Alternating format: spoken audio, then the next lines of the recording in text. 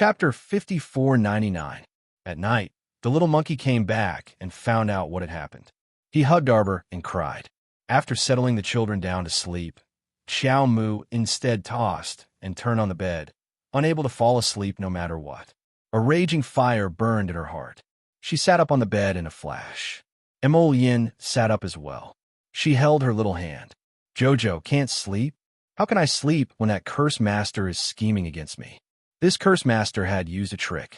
He had sent Qin Xiao and the bunch of brainless people to the Eastern Palace, but he had secretly ordered someone to place a life-ending talisman and activate it remotely.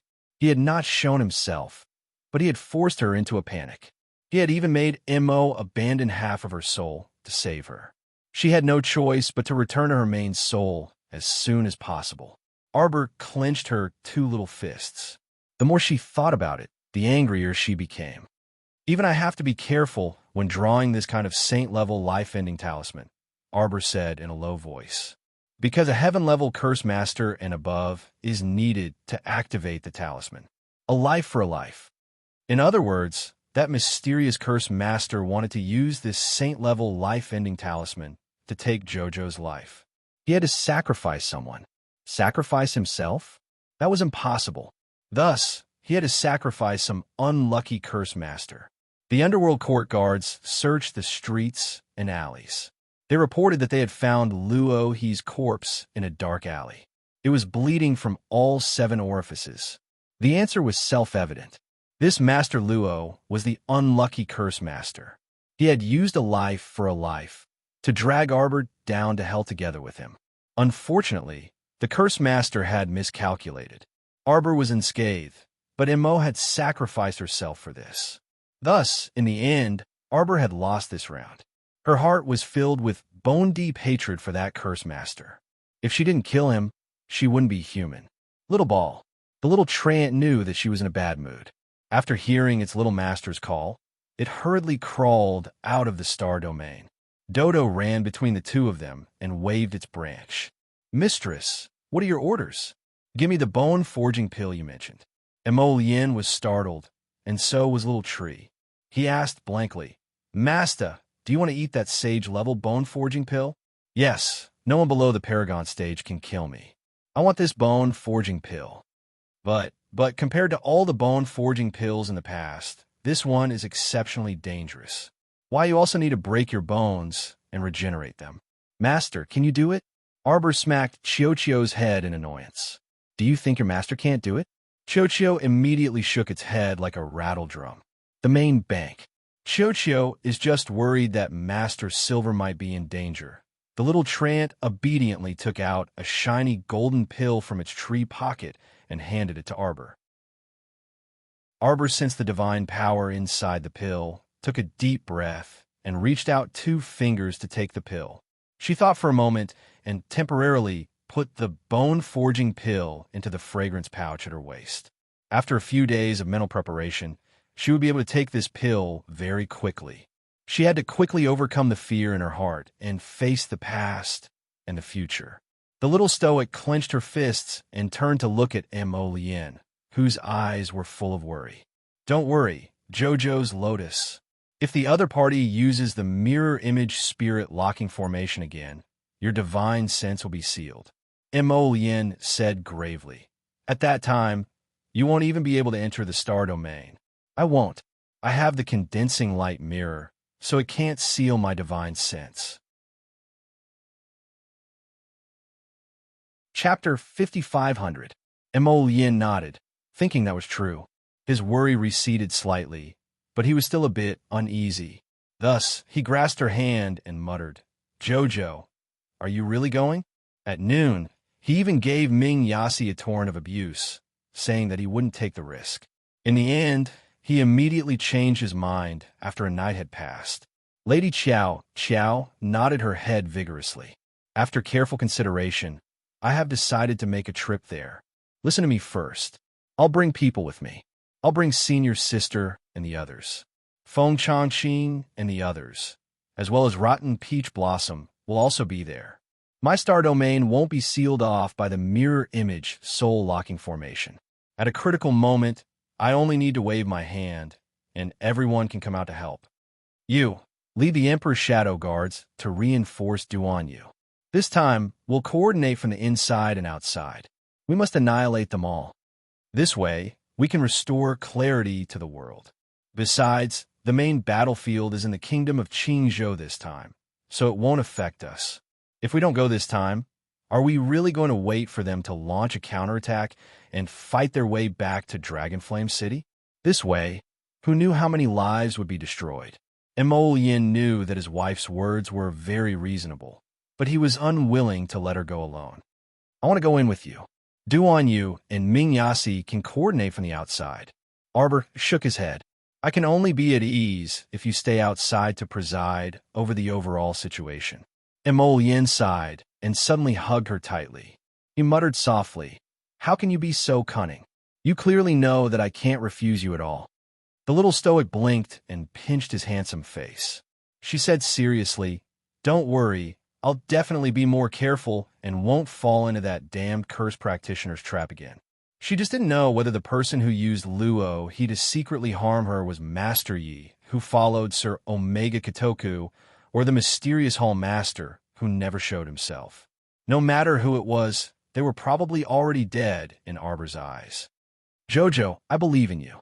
Mo Yin cupped her face and said softly, "Don't let me down.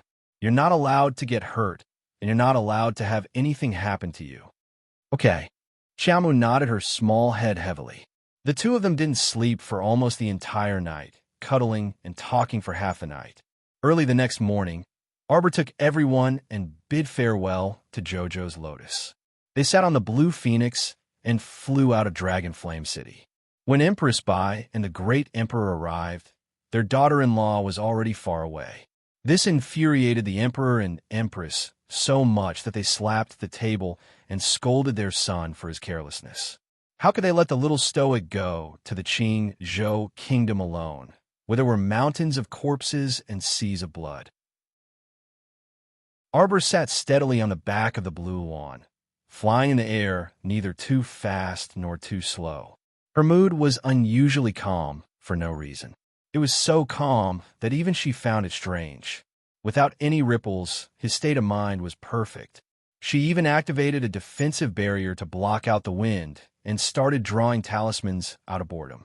Going through the front door was out of the question. Apparently, Duan Yu had erected a fort at the entrance of the West Pond in Qingzhou. Every day, he had people go up there to curse and yell, forcing Omega Kitoku to come out and fight. Yet the second young master had never paid attention to him all this time. Arbor hurried along while drawing talismans. She could already see the Qingzhou kingdom in the distance. The closer she got to the Qingzhou kingdom, the more she felt that the air was very polluted.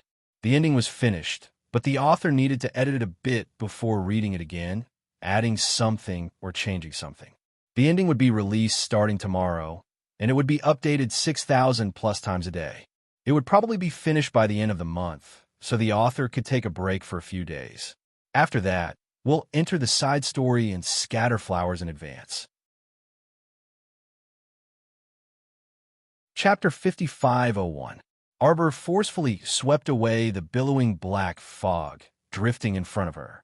She took out a porcelain bottle from her sleeve and stuffed 2 pills into her mouth. Then, she expressionlessly stared at the city shrouded in dense dark clouds ahead. The heavenly kismet existed in such a dark, deformed, and perverted nook and cranny. She had prepared many great gifts for them.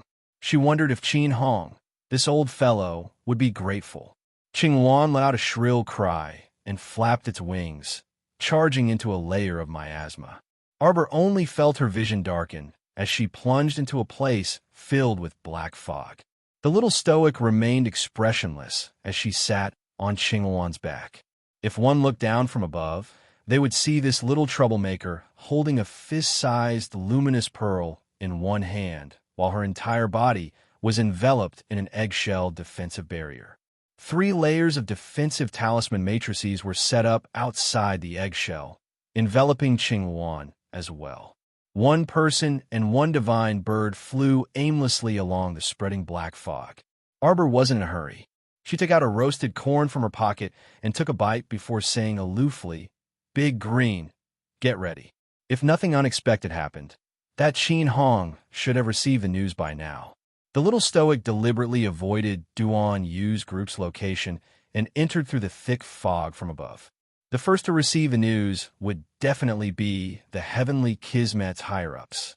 If it wasn't Qin Hong, then it would be the Omega Kitoku. Didn't that Omega Kitoku tell her to come alone? They must have prepared their men early in the morning and arranged a place to wait for her to arrive. Right now, she brazenly entered Qingzhou's territory and landed at the West Pond's entrance in a very high-profile manner. When she turned her head, she saw 5 to 6 zombies wandering around in a daze. They turned their heads with difficulty and met her eyes. Qingwan transformed into a human and eagerly followed behind her. "Master, should we kill them?"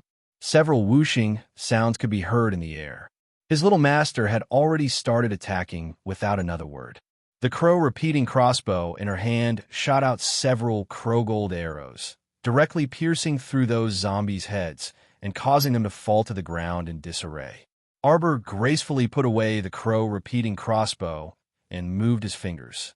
A surge of energy pulled the numerous black gold arrows into the air. They circled around in the air and returned to her side. Arbor leisurely released a wisp of water spirit, cleansing the few black gold arrows, then took them back. His eyes flickered as he glanced at a spot not far away. She heard a flurry of footsteps approaching, and a graceful and gorgeous red figure slowly walked up to Xiao Mu while leading a group of more than 100 men in black armor. She gazed at Xiao Mu indifferently. "Crown Princess, you've come from afar. Please excuse me for not going out to meet you." This Miss Zhao Qiran could be considered an old acquaintance of hers. When she was on Seacone Planet, she had been lurking in the Jade Hue brothel. It was said that she had always been in contact with Chinda Omega Kitoku's son. She was a talented woman who sold her skills, but not her body. The little crown princess and this person had not interacted much before. Even if they had met a few times, they had only sized each other up and had never really exchanged more than a few words. Now that she saw Zhao Qiran, Arbor was not too surprised. "Where's Qin Hong? Tell him to scram out here."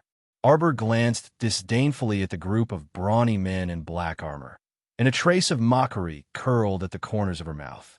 "These little weaklings are not my match. It's best to have Qin Hong invite out that hidden charm master of his to come out."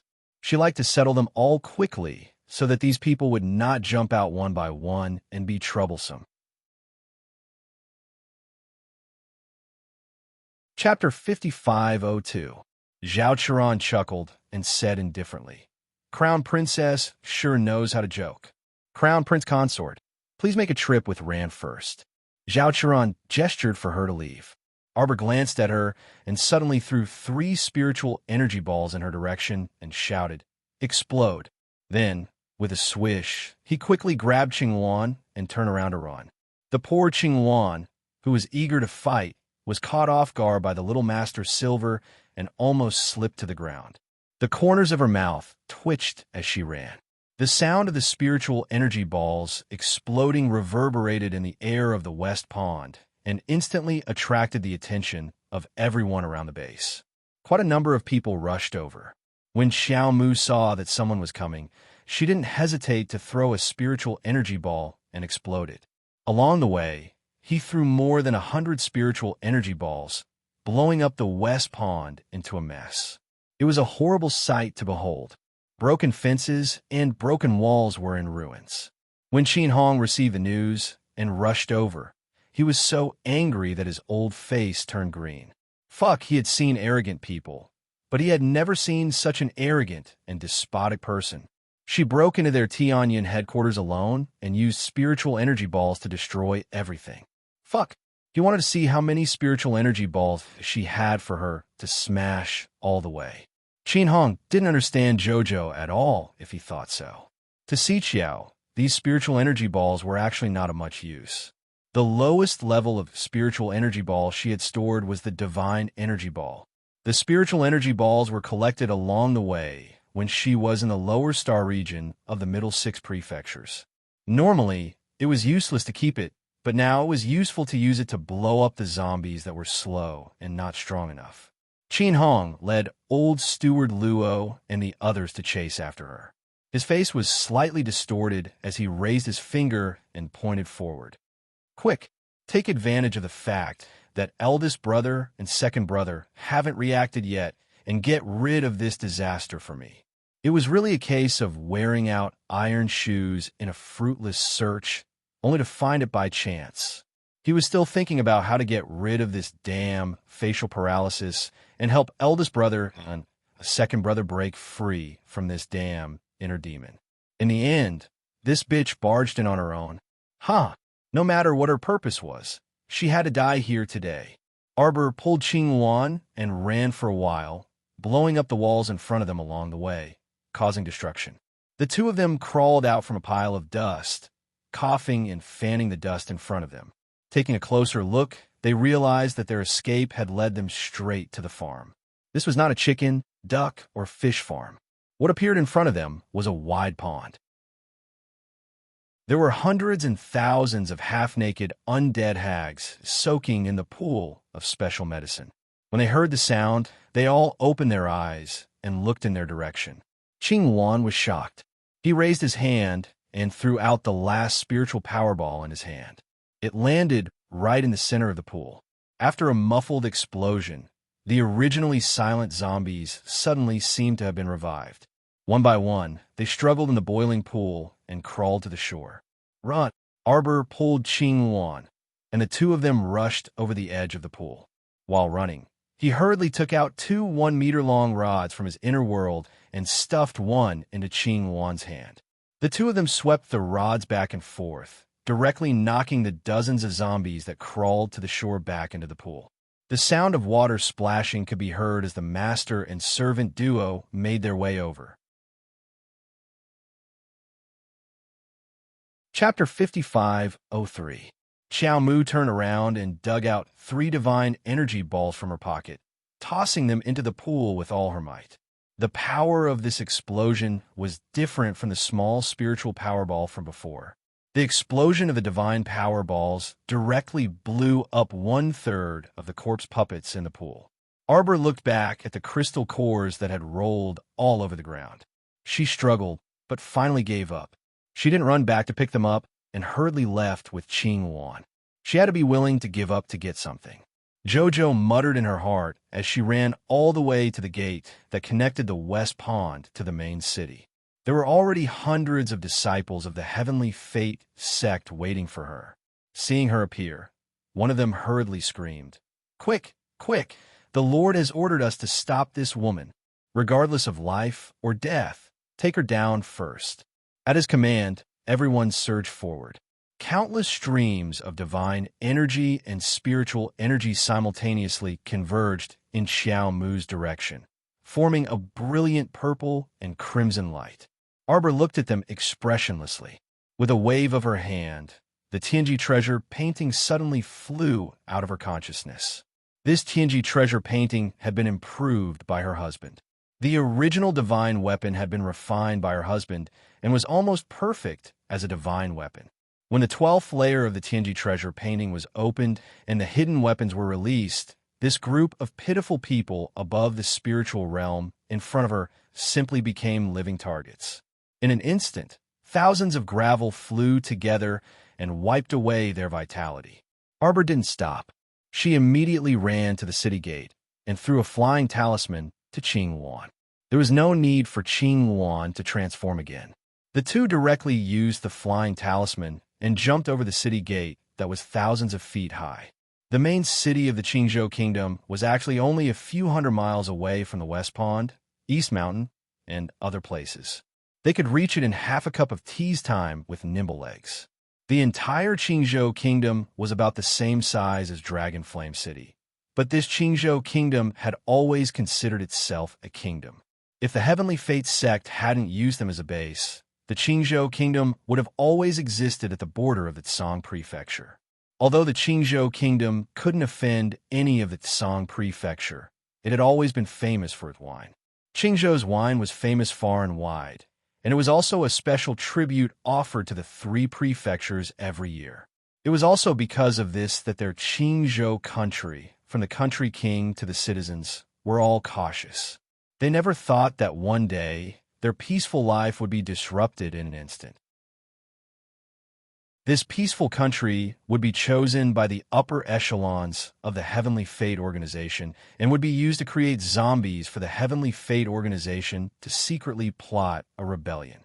Now, the entire Qing state, from top to bottom, had become the experimental base of Tianyin.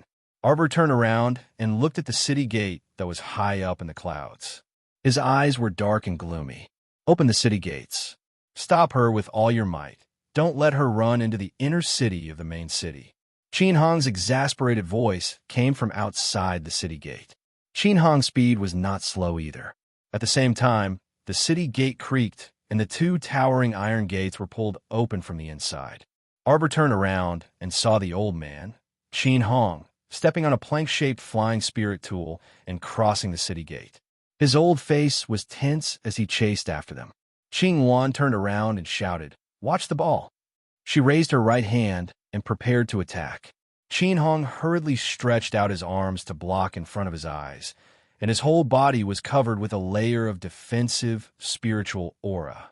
He was ready to be bombarded by the spiritual energy ball, but when he looked up, Chapter 5504.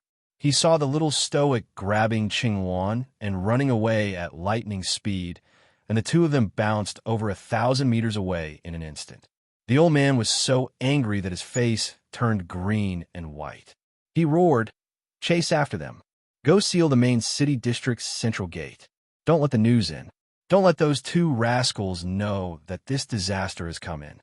If those two rascals knew that this jinx had come, they would definitely run to find her at the first opportunity. If they saw that she was chasing Arbor with so many people, perhaps they wouldn't even be father and son anymore." What a headache. Second brother was also in the city today. If he knew Qin Hong's head felt like it was about to split open. Run. Arbor waved her arm forcefully.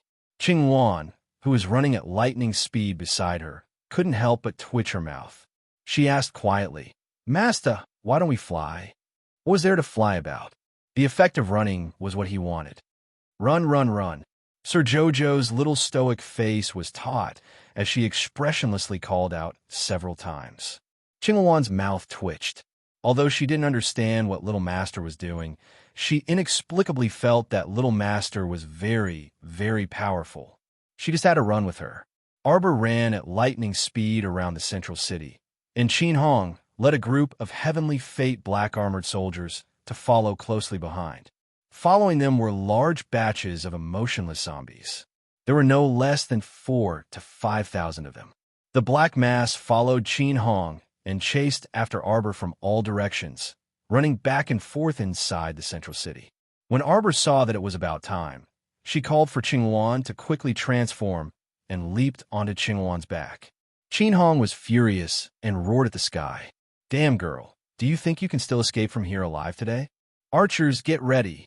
On the city gate towers, inside the dilapidated pavilions, as long as it was high ground, hundreds and thousands of heads popped out in unison. With a whoosh, they aimed their bows at Qing Wan and Arbor. At the same time, Arbor stood on Qing Wan's back and looked down at the common people with apathetic eyes. Her voice was icy and heartless to the extreme. "Since this crown princess has come today, in that case, before all of you die, I have no intention of leaving." With a wave of her hand, a pure black pearl rose from her palm. Qin Hong's eyelids suddenly twitched, and a bad premonition arose spontaneously. The moment the heart of misfortune was activated, a heavy pressure instantly enveloped everyone below. Aside from the Qin Huan, who was still able to hold on, all the other disciples of the Heavenly Fate sect were bound by the oppressive force. They struggled and twisted their bodies in fear.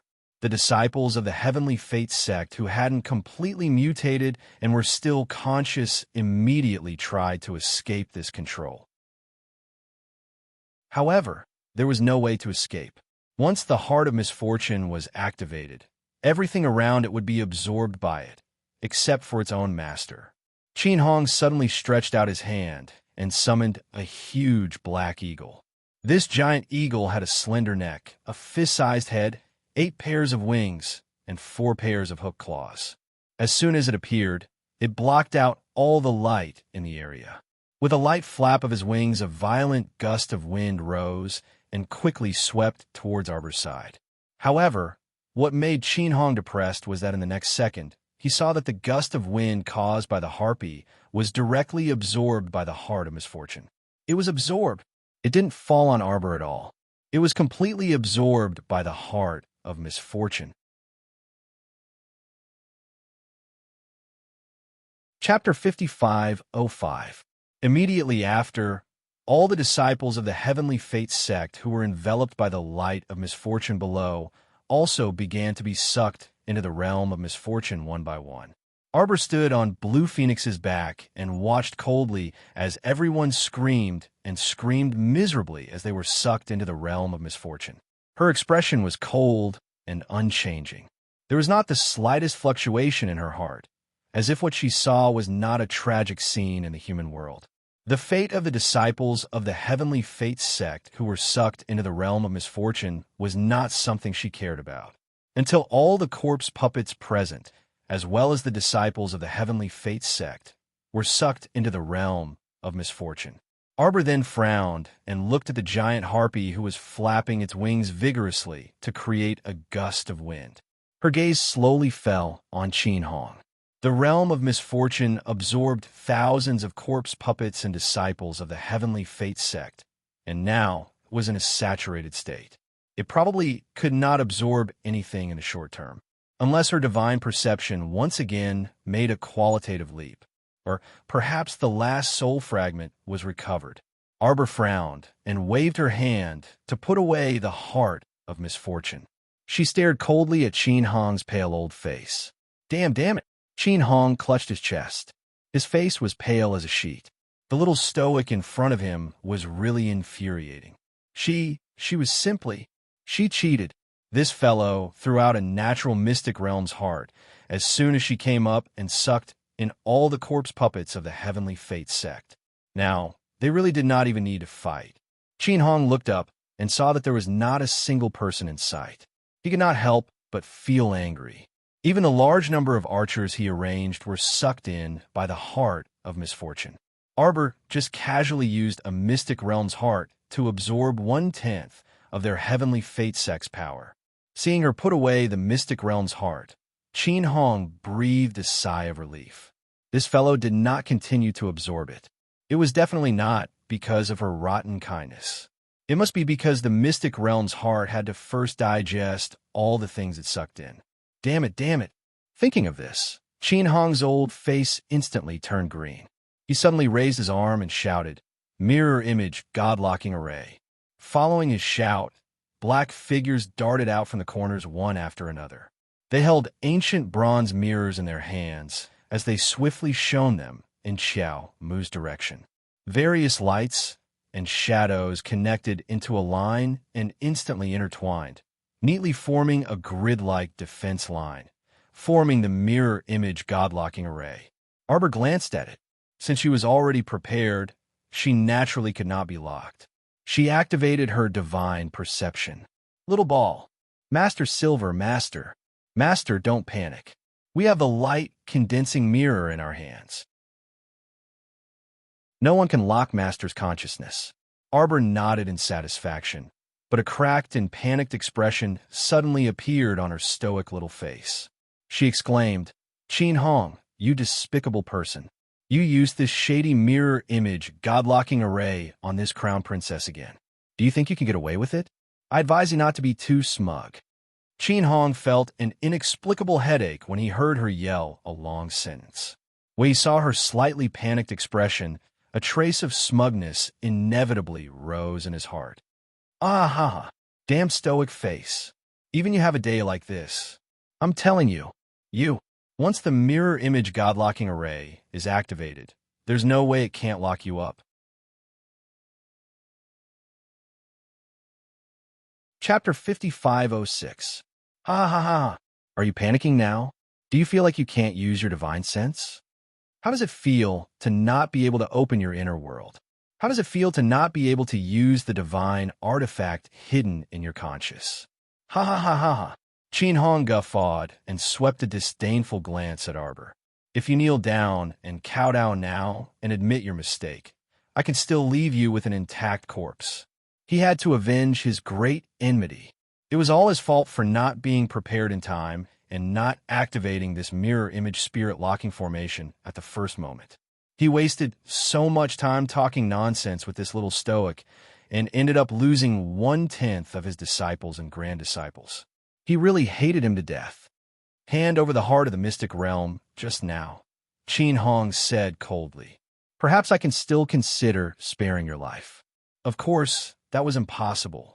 As soon as he thought of this demoness who caused his 2 sons to become mentally unstable, Qin Hong's heart burned with rage. He wished he could slap this woman to death right now. He was only fooling her. A cold light flickered in Qin Hong's eyes. Arbor was possessed by a drama queen again, but this time, she learned from her previous exaggerated performance and pretended to work very hard to use her divine sense. She whispered in a panic, divine sense? You damn old man, you clearly know that my conscience is locked, and you still want me to hand over the heart of misfortune? Are you sick? Qin Hong was taken aback and was instantly vexed. That's right, that damn stoic took back the heart of the mystic realm just now. It must have been stored in his inner world or his portable spirit domain. Yes, it was said that this damned stoic had a portable spirit domain on him. It was really too tempting. Unfortunately, she had to die here today. Otherwise, perhaps he could throw her into a laboratory and study her to see if he could extract her portable spirit domain and the heart of the mystic realm. Thinking of this, Qin Hong quickly rejected this idea in his heart. With how protective his 2 sons were of her, no, he couldn't let her live. It was even more impossible to turn her into a living experimental subject. Otherwise, those 2 troublesome little bastards might come knocking on his door to make trouble before the experiment even started. If this matter were to reach the ancestors' ears, then everything that had happened before would be impossible to suppress. Arbor couldn't help but blink when he saw Zhang Heng's sullen face. He asked curiously, "Why aren't you saying anything?" Qin Mu's eyes coldly swept over her. "Stupid girl, you're already at death's door, yet you still have the leisure to ask about other people's matters." Charles, who was possessed by the drama queen, suddenly screamed, "You old thing, you dare to kill me? You got guts. You're just a cripple whose divine sense has been sealed. You only have a cultivation base, yet you dare to clamor in front of this old man? This old man only needs to press down with his spirit, and you won't be able to withstand it. Don't you want the heart of Arcana?" Of course, Qin Hong wanted it. He also wanted to release the disciples and grand disciples that had been absorbed by this dead-faced stoic. Qin Hong's eyelids twitched slightly, but his expression did not change. "You have a way?" Arbor nodded and hooked his finger at him. "Why don't you come closer? I'll tell you." Qin Hong glanced at her defensively, yet he saw the little stoic expressionlessly cast him a disdainful look. "What? You don't even dare to approach someone whose divine sense has been sealed? It turns out this crown princess's accumulated power is this great." "Bullshit." Qin Mu was so angry that he couldn't stop swearing. This dead-faced crown princess was truly infuriating. He hadn't even spoken 3 sentences with her, yet he felt his blood pressure suddenly shoot up. Chapter 55:07. Then come, Arbor's eyes were scornful as he hooked his finger at him again. Qin Hong hesitated, but he still couldn't resist the temptation of the heart of the mystic realm. He hesitantly walked forward a few steps and slowly approached Arbor's side. "What exactly do you have to say? Don't give me that nonsense. I'm telling you, don't even think about stalling for time. This kind of trick is useless against this old man." Arbor cast a sidelong glance at Qin Hong with a cold little stoic face. In the blink of an eye, he pretended to take out a storage talisman and pretended to take out a thunderclap. The third move of the 9 heavens lightning sword art. 10,000 swords returned to origin. In a split second, it drew upon the power of the lightning spirit between heaven and earth, and a huge sword blotted out the sky. There was a sizzling sound of thunder and lightning. Qin Hong stared in shock at the huge, illusory sword hanging high in the air. With lightning speed, it chopped down toward his head. Qin Hong hastily activated several defensive devices, but he heard a series of loud clangs. Within minutes, several defensive barriers were split open by the thunderclap sword. An unstoppable, earth-shattering power of the lightning spirit soared from the sky and smashed down with a bang. Qin Hong was horrified and furious, and he hastily formed a partial godly armor over his head to block it. Unfortunately, this godly armor could only defend against ordinary power, but what he was facing now was the little stoic drawing upon the power of the lightning spirit that existed between heaven and earth. 2 clicks were heard. The little stoic's thunderclap sword immediately slashed open 2 slashes on the godly armor, and even the back of his shoulder blade was cut open. At the same time, this stoic face was especially deceitful and directly sprinkled a handful of unknown poisonous powder. With a whoosh, the white powder rippled in the air. Qin Hong had already sealed off his 5 senses at once, but this damn white powder seemed to have eyes and directly came into contact with his wounds, burrowing into them. Qin Hong was thoroughly shocked. His old face instantly turned purple, and a bad premonition grew wildly in his heart. He turned his head and touched the wound on his shoulder blade. Arbor, you actually used poison? Could this little stoic's methods be any more vicious and shameless? The fight was going well, but she suddenly scattered a handful of poison powder. She was simply despicable and shameless. Arbor was too lazy to pay attention to this person. Seeing that the poison powder had taken effect, he grabbed Thunderflash, turned around, and hacked at him from top to bottom. The giant harpy on the other side saw this and wanted to swoop down from midair. However, it was blocked by the divine bird Qing Yuan, and they started fighting on the spot. Arbor held Thunderflash in his hand as he chased after Qin Hong and hacked at him expressionlessly. Qin Hong hurriedly fled in the direction of the center gate. He clenched his teeth and wanted to slip away first. At this moment, he did not know what kind of ghost poison he had been poisoned with. The situation at the scene was extremely unfavorable for him. He could not stay any longer. Qin Hong didn't know if it was his own mind playing tricks on him, but at this moment, he felt that the injury on his shoulder blade seemed to be painful, numb, and itchy. It was extremely uncomfortable. He was so angry that his head spasmed. He leaped up, wanted to speed up and leave. However, he had only leaped up a few meters when he felt his head become heavy and his feet become light. His entire mind was in a daze as he fell from the sky. He crashed heavily onto the ground with a bang. He lifted his eyes, trying his best to glance at the little stoic, but he discovered that everything before him was a blur. In the end, that giant harpy did not have many human thoughts and did not know how to turn around and rescue his master. He didn't even look at Qin Hong and was teased by Qing Yuan.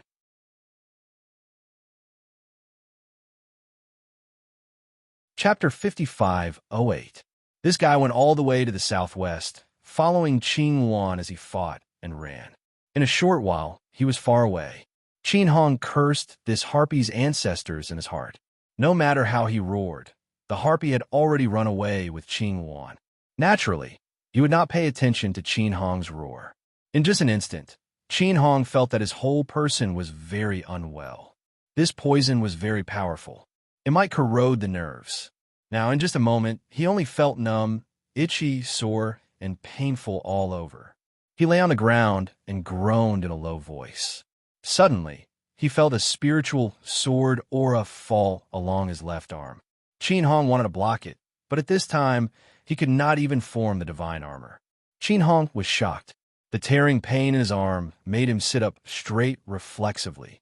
The sound of his left arm being cut off shocked Qin Hong again.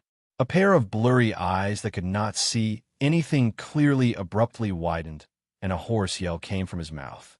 Xiao Mu, what did you do? Arbor, where are you? Come out. You despicable and shameless villain. You actually poisoned me. Arbor looked at Qin Hong with some surprise.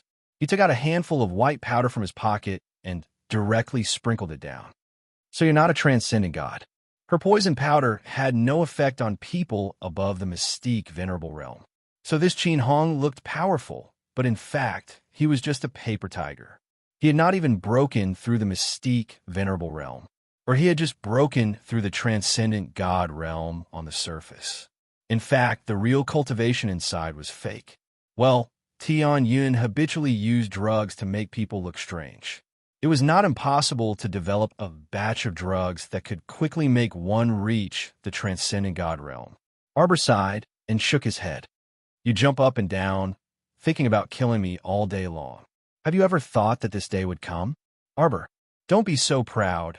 You're just lucky. Before Qin Hong could finish his sentence, he felt a sharp sword aura cut down his neck. Although he could not see, he was not stupid. When he felt the strong wind coming, he quickly rolled on the ground. He rolled to the side with an unsightly expression on his face. His left arm was bleeding profusely. Who would have thought that this vicious and merciless brat would chop off someone's head before they could even finish a conversation? Could it be that she didn't want to know who the higher-ups of the Heavenly Fate organization were? Didn't she want to hear the story behind the Heavenly Fate organization? How could this stoic face be so impatient? Xiao Mu expressionlessly glanced at him before raising her sword and charging forward without another word. Since he knew that the person in front of him was just pretending to be a transcendent god, Arbor's lips curled into a mocking smile. His cold eyes flashed slightly, and he arrived in front of Qin Hong. At the same time, the group of black-clothed men holding the bronze mirrors were almost stunned by the audacity of the little crown princess. This person didn't even say a word before he tried to kill their master. Shouldn't the usual routine be to first catch the person and then ask him about the whole story? However, the little stoic had a different routine. She couldn't be bothered to talk nonsense with Qin Hong. In any case, they had already come to this point. It was already an irreconcilable feud. So what was the point of talking nonsense? He sent people to kill her MO, so she killed him and all of them in return. Wasn't this a very normal thing? Could it be that heaven forbade people from fighting back?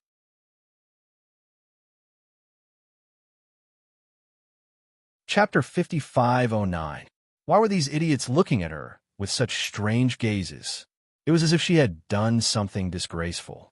Wasn't this what hubby meant by reciprocating politeness? Arbor's small stoic face was taut. She waved her hand, and the thunderclap sword abruptly rose, absorbing the lightning spirit energy, surging in from all directions. Qin Hong, you're dead meat. Arbor chanted coldly in her heart, and didn't say another word to Qin Hong. She directly executed the Nine Heavens Lightning Sword Art's third move. 10,000 swords returned to origin.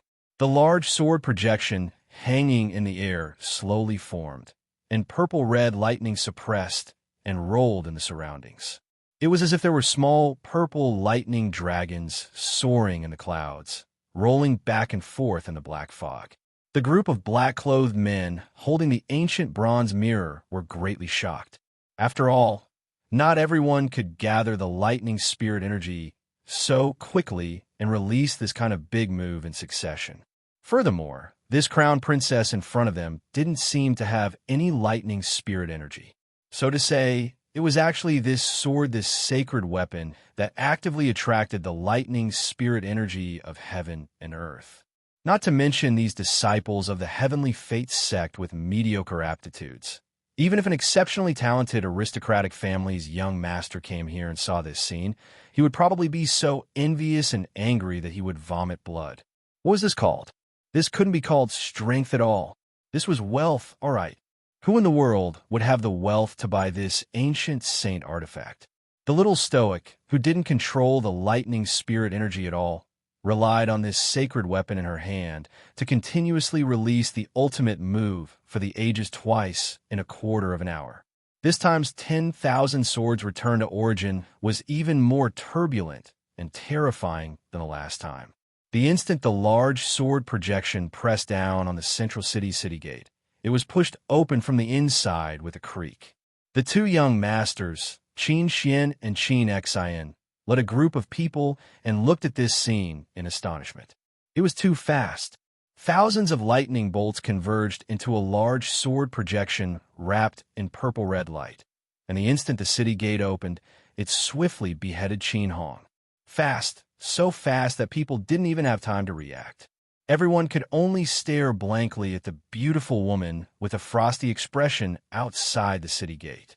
The little stoic was dressed in crimson battle clothes and was currently standing next to the decapitated Qin Hong with her sword in hand. The sword was a good sword, not stained with a drop of blood. She was a peerless beauty, but her eyes were emotionless. Even though her red clothes were stained with blood, it was hard to tell whether the redness of her clothes was more intense or whether the bloodstains made her clothes redder. "I'm here for revenge." His icy, cold voice was like a bead falling onto a jade plate, startling Qin Xian so much that her heart shrank. "If you have the guts, then hand over the mysterious hall master of the talisman spell hall. This crown princess wants to fight him to the death." The fan and eldest young, Sir Qin's hand fell to the ground with a clatter. Only then did he react and hurriedly bend down to pick it up. A trace of surprise flashed across his eyes. Why are you here?" He reflexively looked behind her. There was no one in sight. Apart from a group of black-clothed men who had been knocked to the ground by the power of lightning, there was no one else. "She came here alone?" The eldest young master was in disbelief. She? Was she crazy? Why did he come here alone? Why didn't Emolian, that guy, stop her? What was Duan Yu doing squatting outside the city gate? Why didn't he stop her? They were all blind. The little stoic kicked away Qin Hong's corpse like she was kicking a piece of flatbread, directly sending the headless corpse rolling to the side.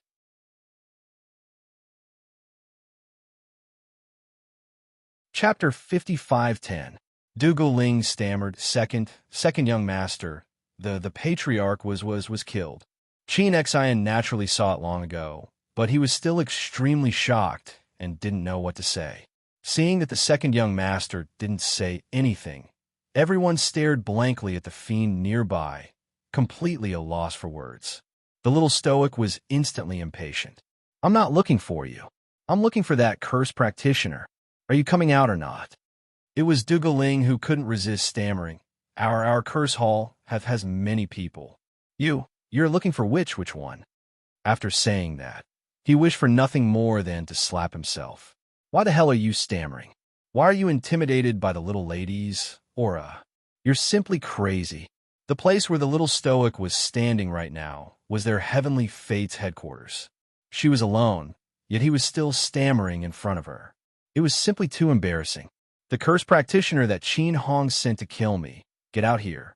The little stoic was concise and didn't want to waste words with them.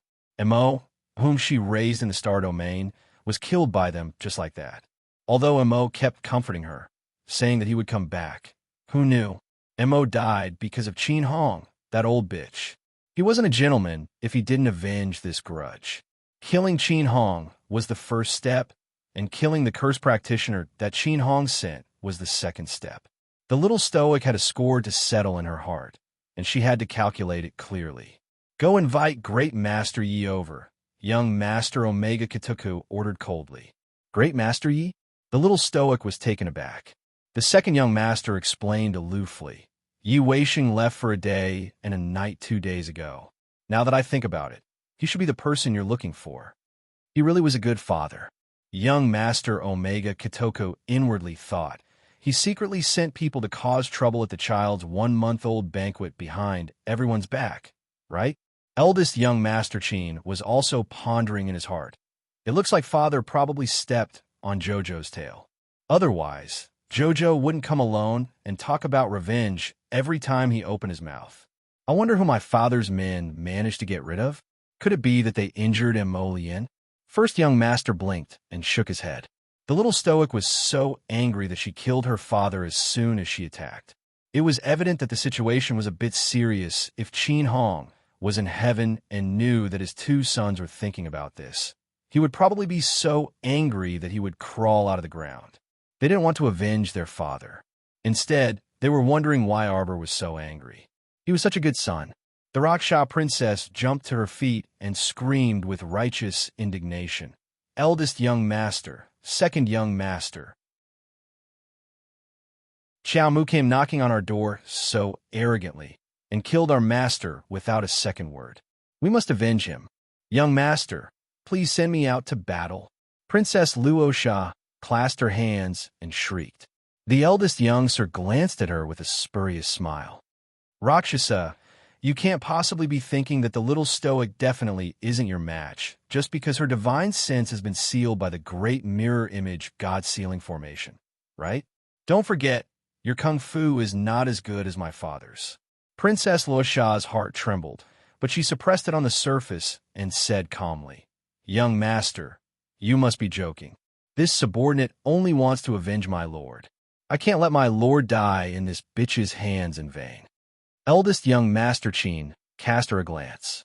Princess Luosha only felt her heart turn cold, and she hastily cupped her fists and said, We absolutely can't let my lord die in vain. This stoic face is truly hateful. We absolutely can't let her off.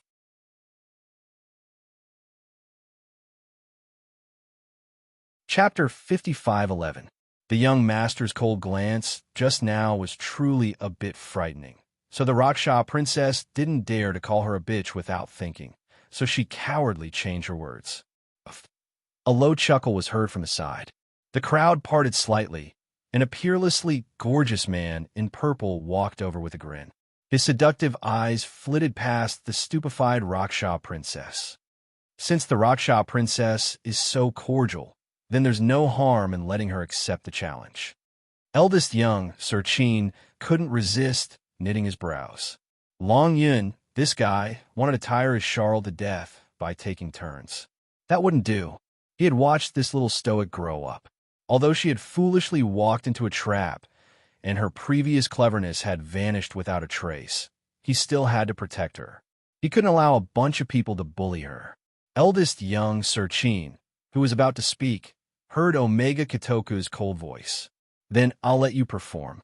The Raksha princess's glowing eyes stared intently at the smiling, handsome, and distinguished Long Yun. Before she could react, she was instantly doused with a basin of cold water. Fuck! The Raksha princess couldn't help but widen her eyes, and her heart trembled in fright. What kind of joke was this? She merely wanted to perform in front of these young masters. At most, she was just shouting slogans. The young masters naturally knew how strong she was. So how could they let an egg like her run over and knock the stone stoic to death? She almost knelt down before young Sir Omega Kitoku. Last time, she was beaten by the little stoic until her parents couldn't recognize her. This time, she didn't want to be disfigured by the stoic again. Why, young sir? The Raksha princess stammered. Long Yun chuckled softly and was about to mock her when he heard the little stoic's stiff and icy voice. Scram! Does any Tom, Dick, or Harry have the right to fight with this crown princess? Everyone, can you not freaking be so arrogant in the enemy's camp? The eldest young sir coughed lightly and was about to step up to mediate when he heard young Sir Omega Kitoku say coldly, Go! The Raksha princess knelt on the ground with a plop. Dead silence instantly descended on the scene. The second young master turned around and looked at her coldly, as if he was looking at a dead person. At this point, Princess Luosha knew that for the sake of Tian Yun and the second young master's face, she had to do it no matter what. Princess Raksha hurriedly got up from the ground and rushed to Arbor. I am not afraid of you, Arbor. Eldest young Sir Chin's hand that was holding the fan stiffened, and his mouth involuntarily twitched.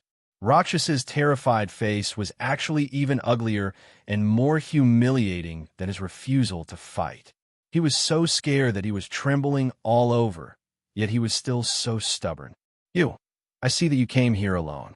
Presumably, you don't have any helpers. I'm so scared. What should I do? There was no turning back now.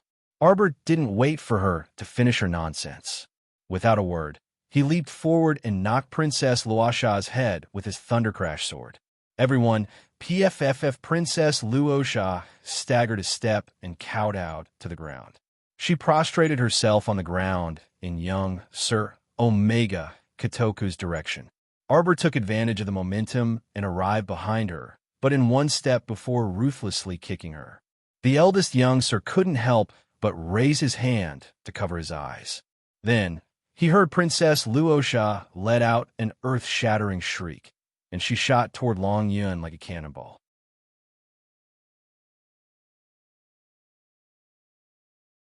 Chapter 55:12. Young Sir Long helplessly dodged to the side. The Raksha princess crashed headfirst into the crowd with a thump. Dugaling, Seven Flowers, Gong Songfeng, everyone simultaneously scattered and ran in all directions. Almost reflexively, they emptied out an area and waited silently. They allowed the Raksha princess to crash to the ground with a thump. This crash was truly too loud. Everyone looked at her speechlessly, feeling that the Raksha princess's fall was a bit unbearable. In reality, the Raksha princess didn't even know where she was right now. She was flying in the sky. She was swimming in the sea. Where was she? Who was she? The Raksha princess lifted her head with a nosebleed. Her face was a bit dazed, as if she had become stupid from the head knock, a load of nonsense. After the little stoic sent her flying with a kick, she cursed furiously. A pair of pitch-black eyes coldly swept over the Omega Katoku group in front of her before ultimately landing on the Raksha princess, who was standing up shakily. The little stoic abruptly leaped up like an arrow, dashing toward the Raksha princess's back with thunderclap raised high in her hand. Eldest young Sir Qin hastily pulled Fan Meng, who was standing next to him, and the group once again dispersed at the fastest speed. They left behind a circular empty space in the center for the unlucky Raksha princess, who was all alone with her back facing Sir Jojo. It looked like this sword was about to strike a certain someone's head again. The Raksha princess abruptly turned around and knelt in front of Arbor with a plop. She hugged her calf and wailed tearfully, Crown Princess, please be magnanimous and don't strike my head again. I'll really be an idiot if you strike my head again." She finally saw through it now. The little Crown Princess looked at eldest young Sir Qin, young Sir Omega Katu, young Sir Dugaling, Vice Hall Master Meng, and the others standing here all by themselves. But in reality, she was freaking Raksha, who was all alone. Why the hell did she want to run her mouth and say that she wanted to avenge the Lord? Avenge what? She'd almost reported herself to death. Eldest young master's lips twitched as he stared at Princess Raksha. Suddenly, an angry roar came from the side. "Rakshasa, what are you doing? Get up." The crowd silently parted again. At this time, a man walked out from the city gate. He was about the same age as Qin Hong. Behind him was the graceful Miss Ran. Zhao Qiran looked calmly at Arbor, a complicated expression flitting through her eyes. If it wasn't for the fact that the situation was out of control, she wouldn't have asked Second Master to come out. Now, she lowered her head, almost not daring to meet the second young master's sharp gaze. Second Master took a few steps forward with a cold face. Following behind him were two tall and sturdy men. One of them was an old man in a green robe with white hair and bangs parted in the middle. Arbor was too lazy to pay attention to the Second Master, but his gaze fell on the green-robed old man. The old man had a faint aura of talisman power flowing around him. It was too obvious. So much so that Xiaomu immediately recognized her. "You're Yi Weisheng?" Sir Jojo asked with a solemn face. Hearing by reputation was not as good as meeting in person. This talisman master, who had been at odds with her since Seekong Planet, finally appeared in front of her. Black Cat and Chu Qingfei's master, Tan Fa's grandmaster. This great master, Ye's disciples and grand-disciples had spared no effort in plotting against her, from the lower star domain to the middle 6 prefectures, and then to the upper 3 prefectures. They had fought with her many times and wanted to kill her at every turn. He finally appeared.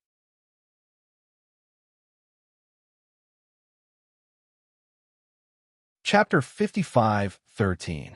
Duan Yu led 30,000 elites from the 3 prefectures and several 100,000 soldiers to station at the outskirts of Qingzhou's eastern reservoir. It was nearing evening and the sun was setting in the west. Eighth young Master Chi hastily lifted the curtain and walked inside before bowing. Has the underground passageway been completely opened? A certain person, who was wearing a thin white robe and had her hair loosely tied into a bundle, was currently leaning against a large tiger-skin chair. Her jade-like fingers were flipping through the map in front of her. She didn't even look up when she heard the footsteps and merely inquired aloofly, "Reporting to your majesty, the crown prince of the divine province has arrived." Duan Yu's hand paused in the middle of flipping through the map, and he looked up at eighth young Master Chi with a frown. "Who did you say came?" "We have come." Emol Yin lifted the tent flap with one hand and walked inside expressionlessly. Duan Yu glared at her before flipping over and sitting upright. "Where's Jojo?" "Huh." The aloof little person in Emol Yin's heart instantly jumped out. She pressed down on another small person that resembled Duan Yu and forcefully knocked on his head with a loud thud. "I'll beat you to death for asking about my wife so brazenly. I'll beat you to death. Beat you to death. What are you thinking about with your expressionless face?" Duan Yu tilted his head and suspiciously glanced at him. This guy had a taut face the moment he entered and didn't say anything. Why was he acting aloof just by standing there and avoiding the cold air? Prince Imo walked over and sat down across from him. "What's the current situation?" "There are tens of thousands of harpies densely set up above the Qingzhou kingdom, and they are reinforced by a formation. If we advance blindly, we will probably suffer. And, judging from the terrain, they dug a passageway here, so there should be a corpse-nurturing ground below. We originally planned to break in from here, but unfortunately, we haven't been able to completely open the passageway after so many days. I suspect they have a backup plan in the near future, but we don't know what they are planning after brewing for so long." Duan Yu couldn't resist glaring at Emol Yin after saying everything in one go. "Why are you interrupting?" "I'm asking you, Jojo." He was baffled. She didn't want to talk to him at all, so why did he interrupt? Emol Yin tapped on the map on the table. Duan Yu moved closer to take a look, and his expression abruptly changed as he glared at him in disbelief. "You let her go in by herself." Emol Yin expressionlessly looked at Duan Yu. "There are nearly 3,000 people in the Star Domain, including the Holy Water Sect and the Foam Clan. But there are tens of thousands of corpse puppets inside. There are also tens of thousands of Yu court guards and 200,000 divine prefecture soldiers in the storage talisman." Duan Yu. The corners of eighth young Master Chi's mouth twitched. Duan Yu merely pretended not to hear Emol Yin's words. He calmly spread out the map and pointed at a spot in the center. "I estimate that the tunnel should be dug open by tomorrow night. When the time comes, we'll bring our men here. Let's enter the city from the east first. When the time comes, use the Godstone cannon to blast open the middle gate and enter directly." Hee. Emol Yin gave him a non-committal look. "Didn't you just say that this Tianyin might make a big move? I wanted to wait a little longer, but we can't wait now." Duan Yu directly rolled his eyes at him and grumpily said, "Jojo is inside, so I'm worried." Scram. This person's words were especially loathsome. He felt so stifled when he heard him call him Jojo. "Scram my ass." Duan Yu directly ignored him and tossed the map to the side. He asked, "I haven't been eating or sleeping well these past few days."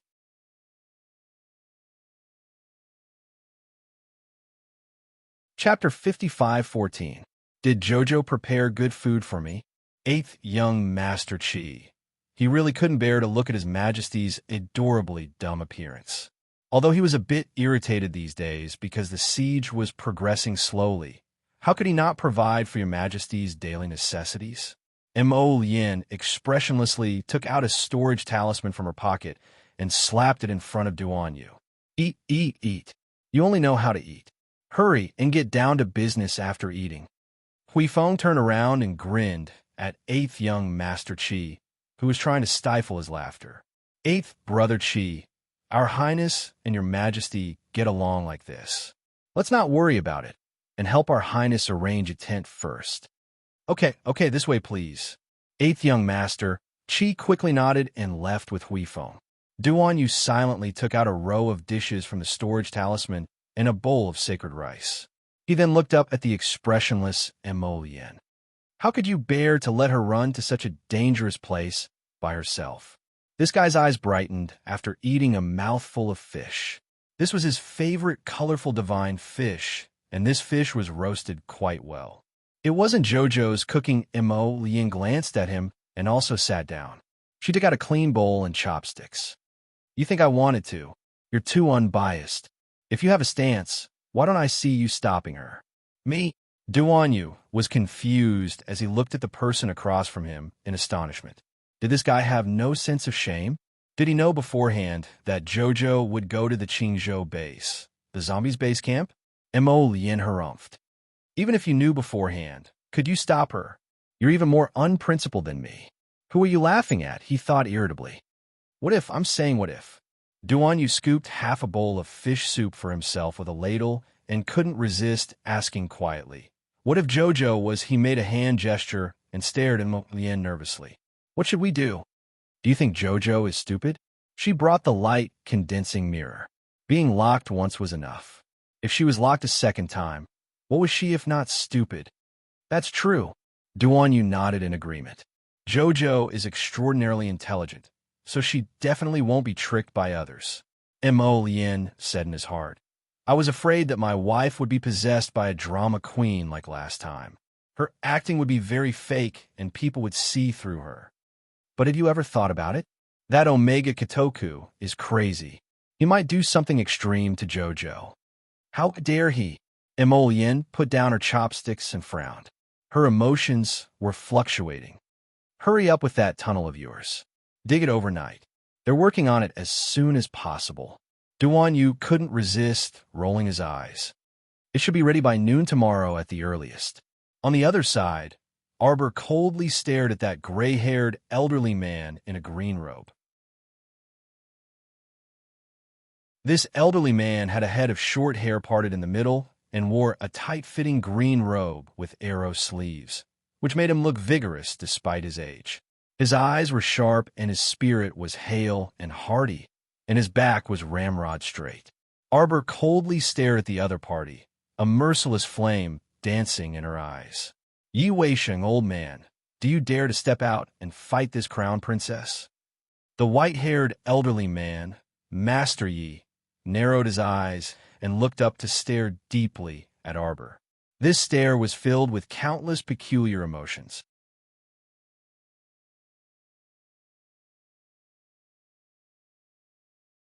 Chapter 55:15.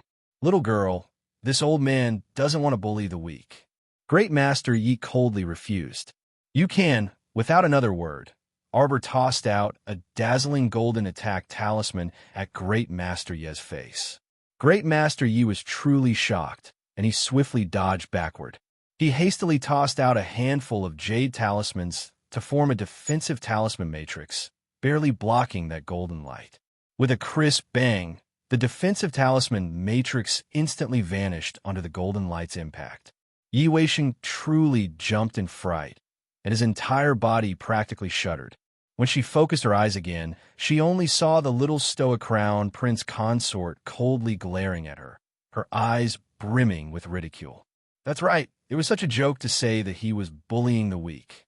The little stoic strength was evident as soon as she made a move. This first round of contact already forced this great Master Yi into a fluster and almost made a fool of himself in front of Second Master. When Second Master of the Qin estate saw this, he immediately berated, "You audacious woman, who exactly are you to dare come to our Qingzhou base alone to cause trouble? Do you know where this place is?" As soon as he finished speaking, the little stoic immediately tossed a dazzling divine power ball at him. Previously, she had practically thrown out all the spiritual power balls in her inventory, so she started throwing divine power balls now. Once she threw out all the divine power balls, she could start throwing holy power balls. Yes, that's right. Not only did she have several tens of millions of divine power balls, but she also had divine power balls made by the divine province's nether court guards and members of the Phoenix tribe. She also had Ji Chun, the Peony Fairy, Boundless Saber, Venerable Immortal Jin Shang, and the otherboard Transcendent God Realms who made several thousand holy power balls. If you asked her what she had the most in her star domain, it would naturally be the various offensive and defensive treasures that could be used for consumption. She also had a lot of talismans, curses, and pills. Now, with so many divine power balls and holy power balls, it wasn't that the little stoic was bragging. In fact, she had enough capital to challenge the Heavenly Fates sect alone. Besides, she really wasn't alone. No one would believe her even if she said it. Everyone would think that her divine sense and star domain were sealed, forcing her to take out a storage talisman to store it. Actually, she had always kept a low profile and didn't really want to be in the limelight. However, if someone were to stop her from challenging the Grand Charmaster, then she could only let him die first. Because it was too annoying, he didn't want to listen to their long-winded chatter. If you want to fight, then fight. Why do you have to spout nonsense every time? As this thought flashed through the little stoic's mind, she had already made the first move. At the same time that this fellow threw out the God Powerball, he had already taken a step forward and quickly rushed in front of Master Yi. Lightning flashed like a baton, smashing Grandmaster Ye's head to death. Grandmaster Yi probably didn't expect to meet such a straightforward person. For a moment, he was a little flustered and confused.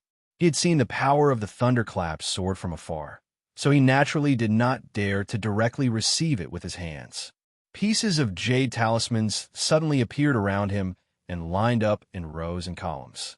They slowly floated up and down and coiled around his body to form a solid armor formation.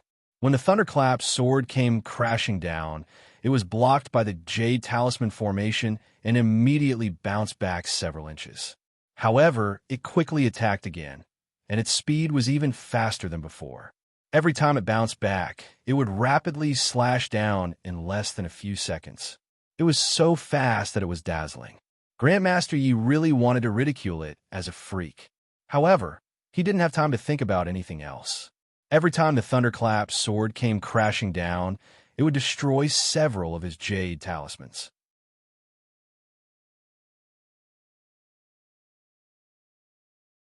Chapter 55:16. This forced him to replenish the jade talisman formations on him as soon as possible. Jade talismans were consumed one after another, causing his old face to twitch and his heart to ache. One had to know that these jade talismans required a very long time just to draw them.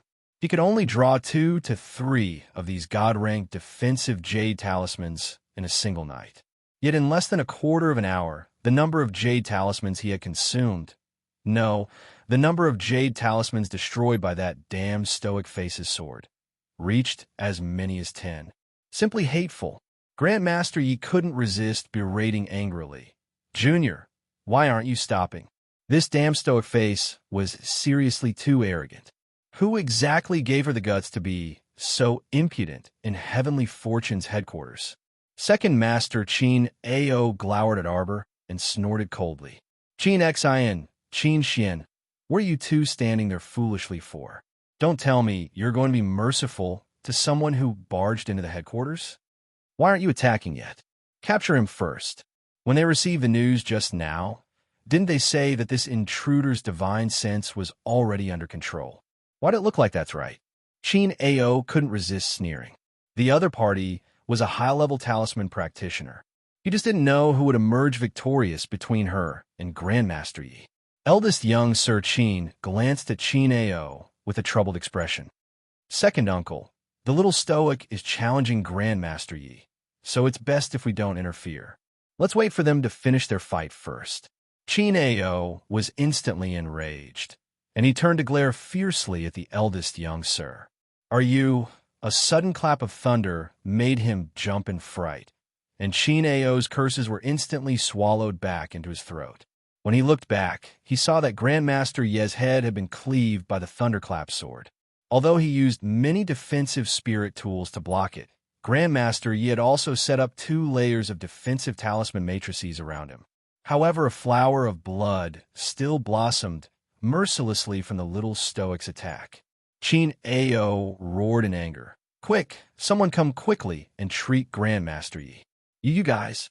Qin Ao held back his anger and pointed at Dougal Ling, 7 flowers, and the rest who were standing motionlessly in front of him. Are you all dead?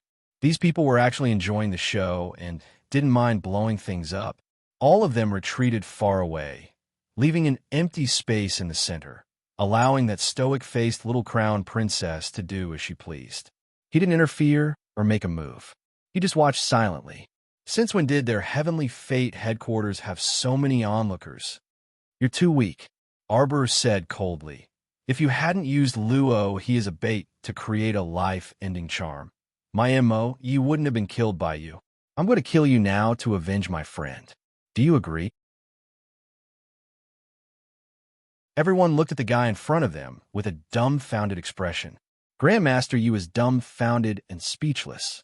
When the little stoic asked this question, she was especially serious, and her eyes revealed a bit of heavy fury. Eldest young Sir Qin's mouth twitched, and he hastily covered his handsome face with his fan. Actually, it would have been better if the little stoic didn't ask. Which idiot would agree to someone else killing them? Unless their brain was damaged. Since you don't have any objections, then eat one of my charms as well. A cold glint flitted through the little stoic's eyes, and she suddenly waved her hand. I came back late today, so I didn't have time to edit a portion of the content. I'll post it together tomorrow after editing it.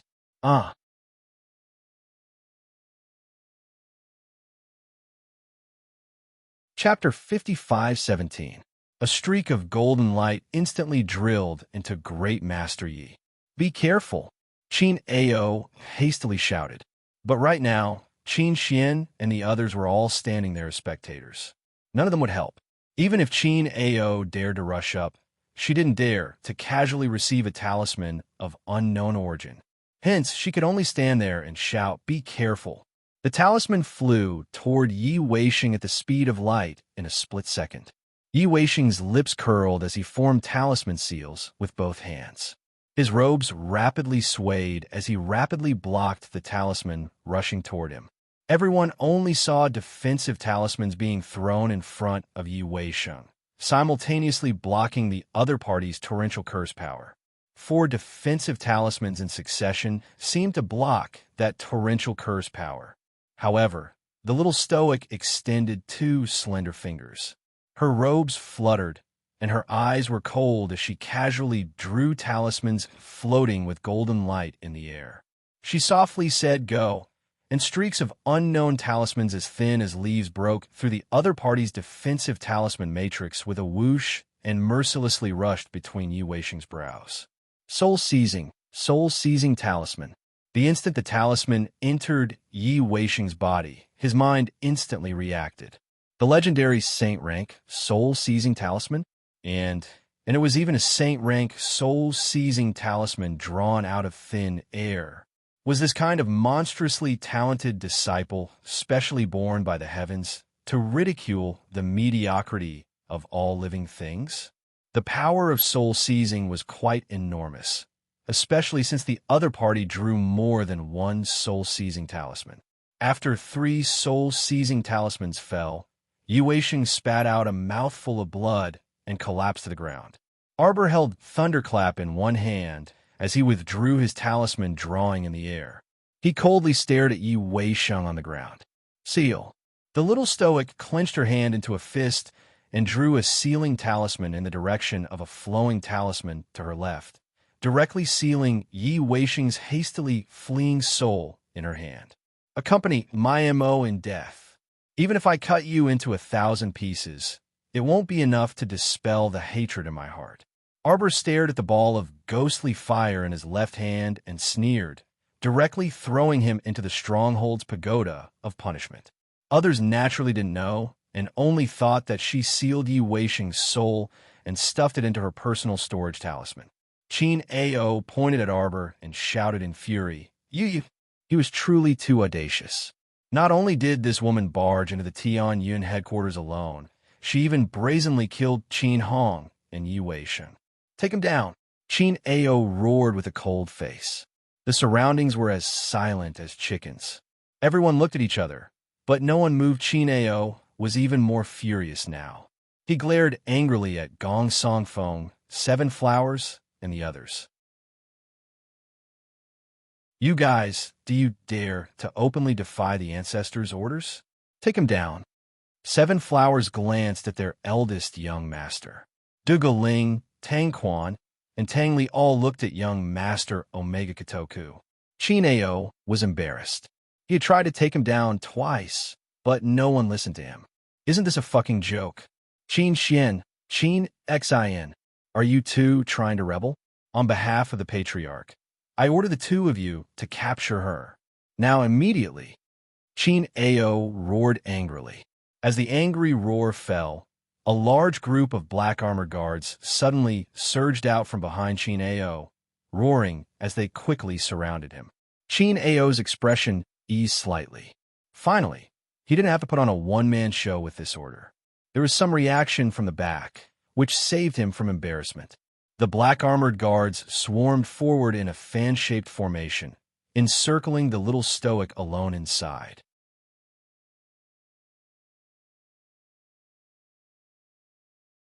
Chapter 55:18. Arbor expressionlessly looked ahead, his icy gaze moving past them inch by inch. The black-armored guards were wrapped in layers of black armor and black scarves, so their true appearances couldn't be seen. However, Arbor could clearly sense from the aura exuding from these people that they probably hadn't mutated. It could be seen that the forces in Tianyun's hands weren't all zombie armies. Zhao Qiran glanced at Arbor with a complicated expression before slowly lowering her head. The little stoic's small face was cold as she emotionlessly watched the several hundred weapons aimed at her. She slowly took a step forward. The fan-shaped encirclement couldn't help but simultaneously take a step back. When she took another step forward, the group of black armor guards couldn't help but take another step back. Until Qin Ao angrily roared, "What are you retreating for? Stand firm. None of you are allowed to retreat. Do you hear me?" The black armor guards, standing in the front row, couldn't help but tremble slightly with their weapons. If the little stoic took another step forward, she would inevitably bump into the sharp weapons in their hands. At that time, this little stoic crown princess would probably be injured, and none of them would have a good ending. "Do you think I won't recognize you just because you're hiding?" Arbor suddenly spoke, his tone extremely icy and resolute. "Look at all of you. Your cultivations aren't ordinary. You must be the Long clan and Lin clan members who fled to Tianyun." Arbor's gaze swept around and landed on a person in the front row. "Emo Shikong, do you think I can't recognize who you are just because you're masked? You're too disappointing." Arbor's tone carried mockery as he said, disdainfully, "Say, you're a grand prince who fled the capital to join Tianyun, but how come you can't even become a small ringleader? You're truly regressing as you live. You don't want to be a proper prince, but instead, you're a lackey who loves Tianyun." "Shut up." Emo Shikong, whose identity was exposed by her, couldn't help but berate angrily. Emo Shikong was indeed standing among this group of black-armored soldiers.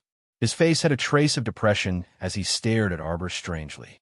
Arbor couldn't be bothered to tell him that even if his entire body was wrapped in that layer of black leather and his face was covered with 18 layers of veils, with her current eyesight, she would still be able to see him clearly. What a joke. He even hid his head and tail and stuffed himself into the black armor. Did he think that no one would recognize him?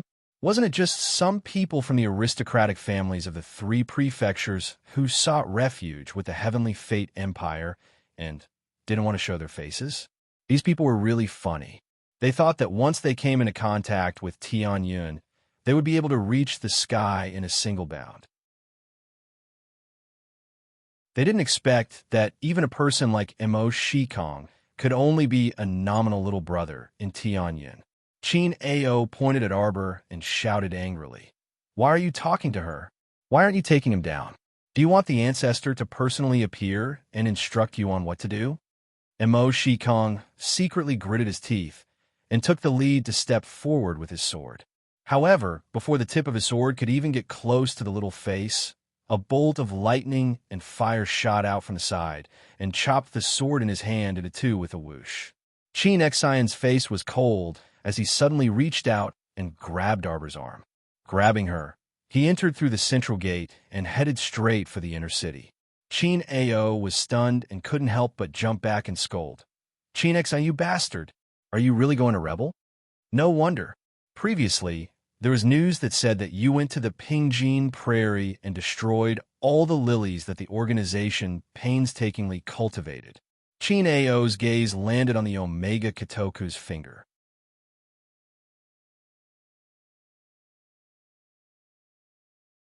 Chapter 55:19. The little stoic knitted her brows and turned to look at Chin Ao, who was cursing loudly, a chilly glint flitting across her eyes.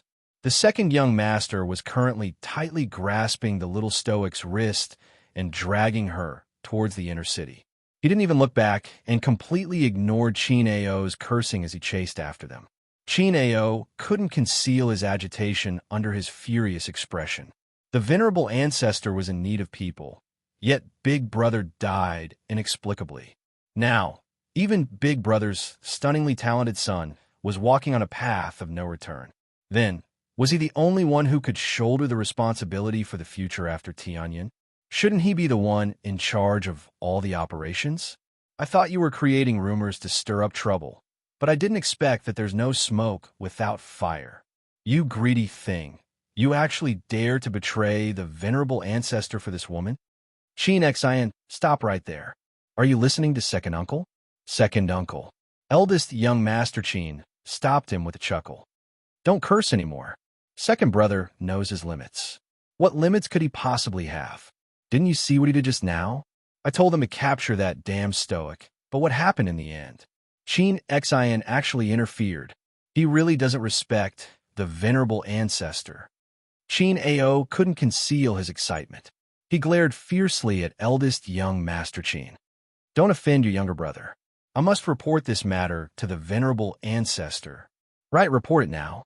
Ha ha. Chin Xian, this rascal, actually courted death himself. That was truly great. He would overthrow him first, then drag eldest young Master Chin down with him. Then, all the remaining power would be his, haha. After being illuminated by eldest brother's halo for so long, he finally had a chance to shine. Ha! Puffed. Eldest young Master Chin looked at this second uncle of his, and he could practically discern his thoughts from his expression. This person was truly foolish. Chin Xin shook his head and closed the folding fan in his hand. He said with a grin, "Let's go." Fan Ming nodded and turned to look at Chin Ao, who was still secretly laughing. Young Master, don't we need to deal with him? Second Brother will deal with the aftermath of the trouble he caused. Eldest young Master Chin waved his hand and said calmly, We'll go where? The eldest young master's footsteps paused slightly. If he boldly went to visit the little stoic at this time, he would probably be beaten out by Second Brother, right? Fan Ming lowered her head and gently bit her lower lip. Young Master, do you think something will happen to the little stoic? What can happen to the little stoic? Eldest young Sir Chin pondered for a moment before saying, Let's go to Crane Garden to take a look. Fan Ming quickly nodded. Just now, the second young master had fiercely dragged the little stoic away. Although the little stoic had a calm expression, why was it so worrisome? At this time, Omega Kitoku had already dragged the little stoic all the way back to Crane Garden, where he was currently staying. The little stoic knitted her brows apathetically and forcefully swung her small hand, using all her strength to finally shake off the man's hand. What are you doing? She angrily roared. Don't think that I can let you do whatever you want just because I don't have divine sense and my cultivation is not as good as yours. I'm telling you, if you dare.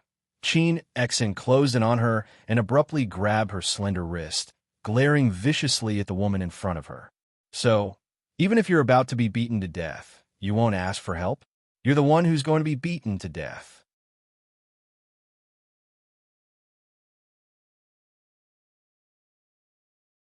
Chapter 55:20. Just now, when Chin Ao rushed over with his men and was surrounded by so many people, the little stoic didn't reveal the slightest intention of asking him for help. Even if there was only the slightest intention of asking for help, perhaps he wouldn't be so angry. The little stoic swung her hand irritably. I'm warning you. Hurry and let go. And if I don't?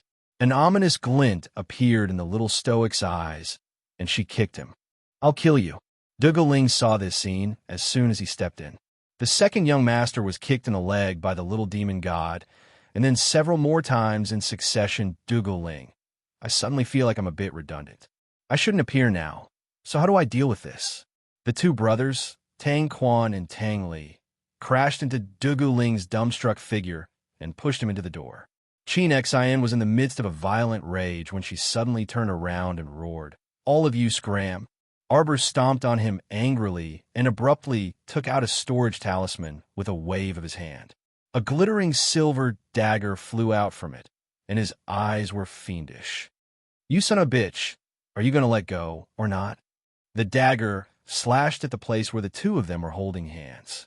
If this dagger slashed down, Qin Xian's 5 fingers would be broken, and the little stoic's wrist would also be broken. Dugu Ling couldn't resist exclaiming, "Stoic, calm down." However, Qin Xian let go first and turned around to avoid the dagger that she abruptly stabbed at him again. He raised his hand and directly swept it away. That dagger left a bloody mark on his palm. Qin Xian didn't feel the slightest bit of pain, but she felt like her heart was stabbed by something. She really didn't want to have the slightest bit of contact with him. Second young master. Dugu Ling hastily ran forward and called out to Ouyang Su, who had just stepped in. "Quick, quick! Ouyang, quickly come and take a look at this injury." "No need." Qin Xian brushed him aside indifferently, and her icy gaze landed on Arbor. She said word by word, "You really don't want the Holywood fragment, your wisp of soul remembrance, is that it?" The little stoic was startled, and then she sneered icily. "Would you be so kind as to give it to me? If you say, I won't believe anything you say." Arbor interrupted him mercilessly. "The Holywood shard is my soul remembrance. Take it if you want. Even if it's destroyed, I won't even frown. You think I'm here to throw myself into a trap? Let me tell you, when the time comes, even if I have to self-destruct, I will drag you all down with me." Qin Xian stared at her blankly for a long time before she suddenly smiled. Arbor thought to himself, why is this smile so scary? His face was full of sorrow and desolation. If another woman who loved him saw this, she would probably be heartbroken. But not only did the little stoic not feel anything, she even felt that this person was especially pretentious. It was annoying to watch. What was going on with that expression of someone who had been deeply hurt by her and bullied to the point that he wished he could die? Wasn't he the one who had been pestering and annoying her all this time? She had already told him not to get close to her, not to get close to her. Did he not understand human language? She already said that she didn't want to have anything to do with him in this lifetime. Arbor, have I ever told you that you're very heartless? When you're heartless, you're scarier than anyone else in this world. You've said it now, the little stoic said expressionlessly. Dugu Ling's heart couldn't help but tremble when he heard this. Yes, too heartless.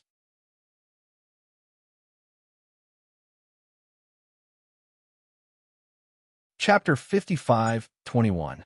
No matter who it was, they would not be able to say anything more heartless than Xiao Mu towards this picturesque second young master.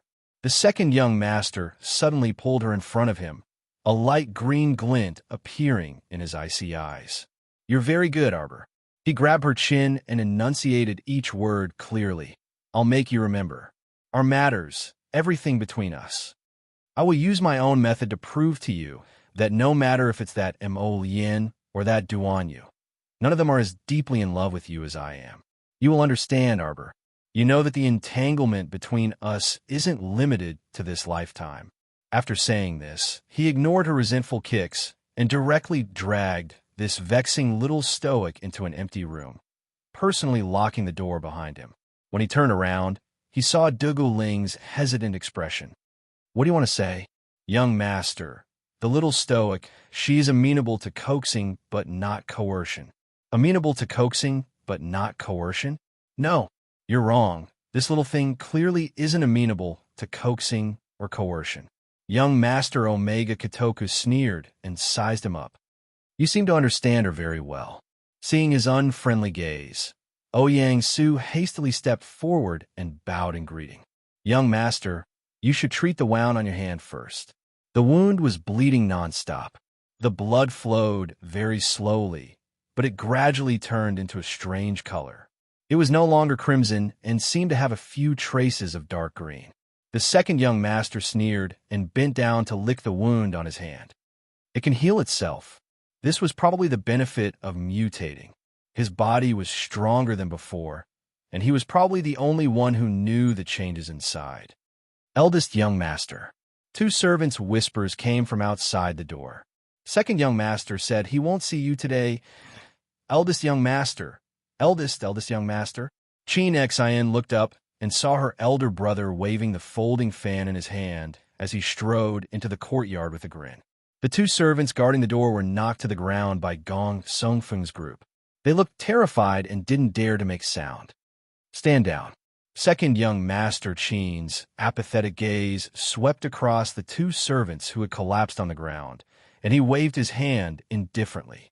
The two of them heaved a sigh of relief and hurriedly retreated. Forcing them to stop, eldest young master Chin had already exhausted all of their courage. Now that he heard Omega Kitoku's words, he felt as if a heavy burden had been lifted off his shoulders. Eldest young Sir Chin crossed the threshold and scanned the courtyard. "Where is she?" "You don't have to interfere in this matter," young Master Omega Kitoku said coldly. "Second brother, do you know what second uncle said before he left?" Eldest young Sir Chin rolled his eyes in exasperation. "He said that he was going to report you to Ancestor." "What time is it now?" "You still have the mood to stay here leisurely? Why don't you hurry up and take a look in front of the Ancestor and see what nonsense second uncle said?" "Humph, the old Ancestor is still in closed-door cultivation. He doesn't have the chance to talk nonsense," Chin Xin said coldly. Eldest young Master Chin was strolling in the courtyard. "Where's Jojo? I told her about this matter." Eldest young Sir Chin floated to the second young master with a swish and looked at him carefully and seriously. "Second brother, you've interacted with the little stoic quite a bit, so you should know what kind of explosive temper she has, right? If you really plan to use force, I'm afraid she'll fight to the death with you and make you lose both your woman and wealth." Young Master Omega Kitoku pursed his lips and stared coldly at his elder brother. He said coldly, "I know my limits."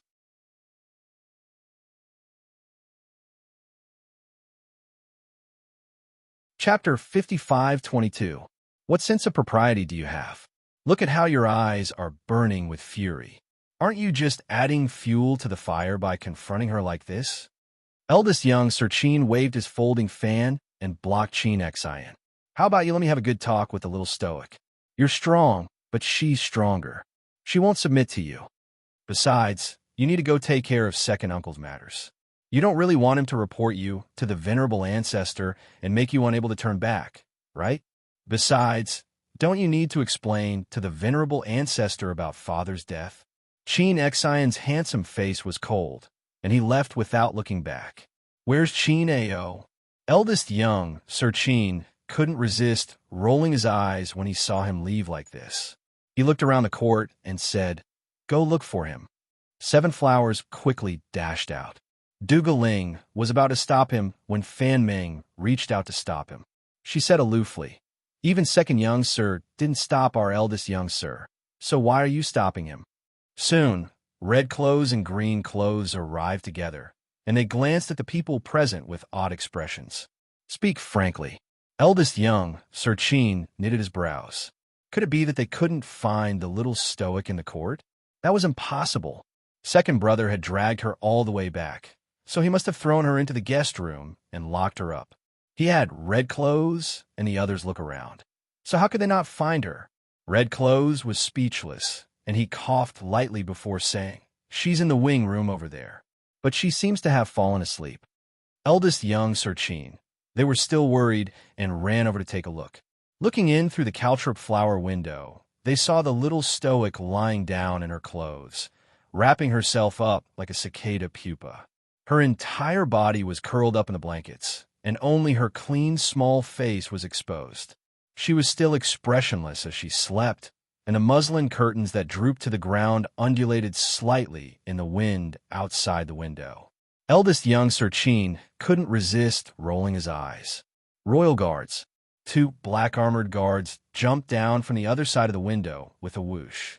These two people were actually quite speechless when the second young sir arranged for them to watch over the little stoic here.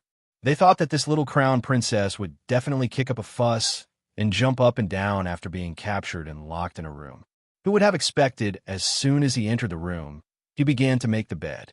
Then, he rolled onto it, and went to sleep. The two of them hadn't told the second young master about the commotion outside and the little stoic sleeping.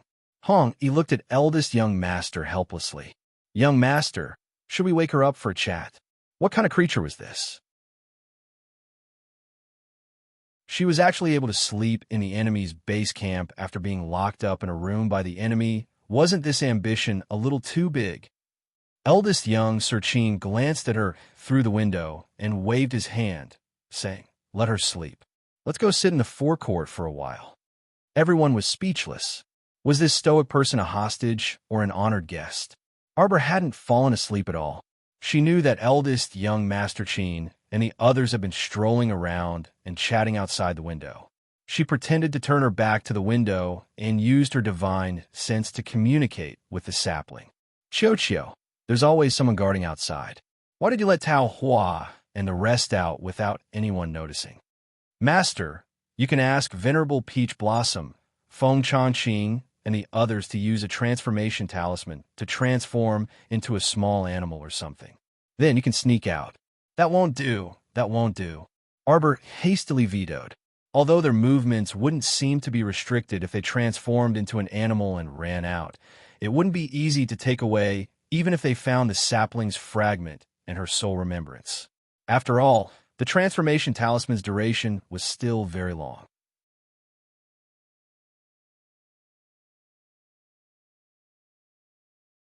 Chapter 55-23.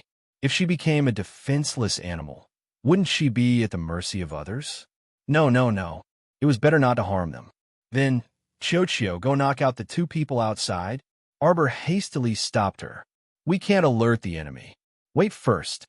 She hadn't even seen that important and mysterious hall master of the Talisman Incantation Hall. She had to think a way to meet this person.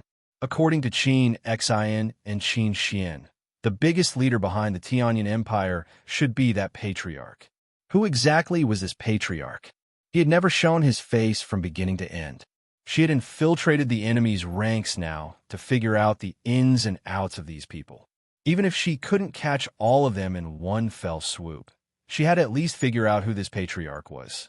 Chio, tell Rotten Peach Blossom and the others to calm down. Don't come out until the right time. Chio stammered for a while. "They're a little unsettled, Master. Chio can only do my best to dissuade them." Especially when Mo, Shi Kong, and the others had surrounded Little Master earlier. Esteemed Peach Blossom divinity had almost jumped out. If not for Chio's sharp eyes and quick hands stopping her in time, her identity would have been exposed long ago, and the Tianyan Empire would know that Master's conscience had never been sealed. Arbor considered for a while. "Chio, if I directly mention that I want to meet their patriarch, how confident do you think I will be?"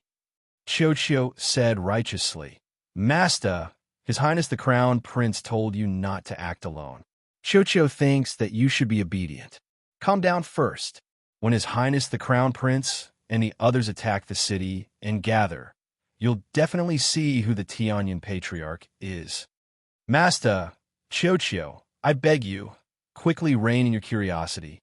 Arbor snorted and didn't say anything else. On the other side, Zhao Qiran walked into Crane Garden's courtyard and saw eldest young Sir Chin sitting under a flowering tree in the courtyard, flipping through a book. The sunlight was just right. White steam rose from a teacup in front of eldest young Sir Chin, and he was holding a book. He truly looked like a picturesque beauty. Zhao Qiran walked up and bowed. The two people who followed behind her hurriedly bowed to eldest young Sir Chin as well. Eldest young Sir Chin raised his head to glance at them. "Miss Ran has arrived, but second brother isn't here right now." Zhao Qiran smiled faintly. "Ran didn't come to find second young master. Please forgive me, eldest young master. Ran still has matters to attend to. Please excuse me." Eldest young Master Qin raised his chin slightly. Fan Ming's figure flashed and appeared in front of her. May I know what Miss Ran wants? Zhao Qiran was neither servile nor overbearing. This subordinate is here on second master's orders to bring him back. Fan Ming stopped her and said indifferently, There's no need for that. Miss Ran, please go back. Young Master, the person is in second young master's court. If I want to take him away, I don't think I need your permission. Zhao Qiran, that person was left in the courtyard by our second young master. You can't have that person just because you want it. Dugu Ling couldn't help but interject. I have second master's warrant.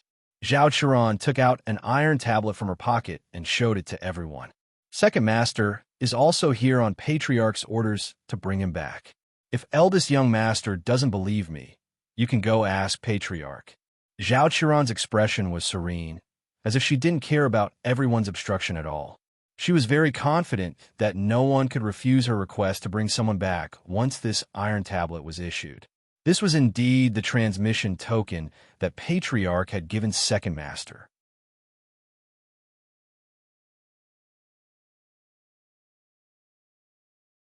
Chapter 55-24. Dugu Ling's gaze chilled.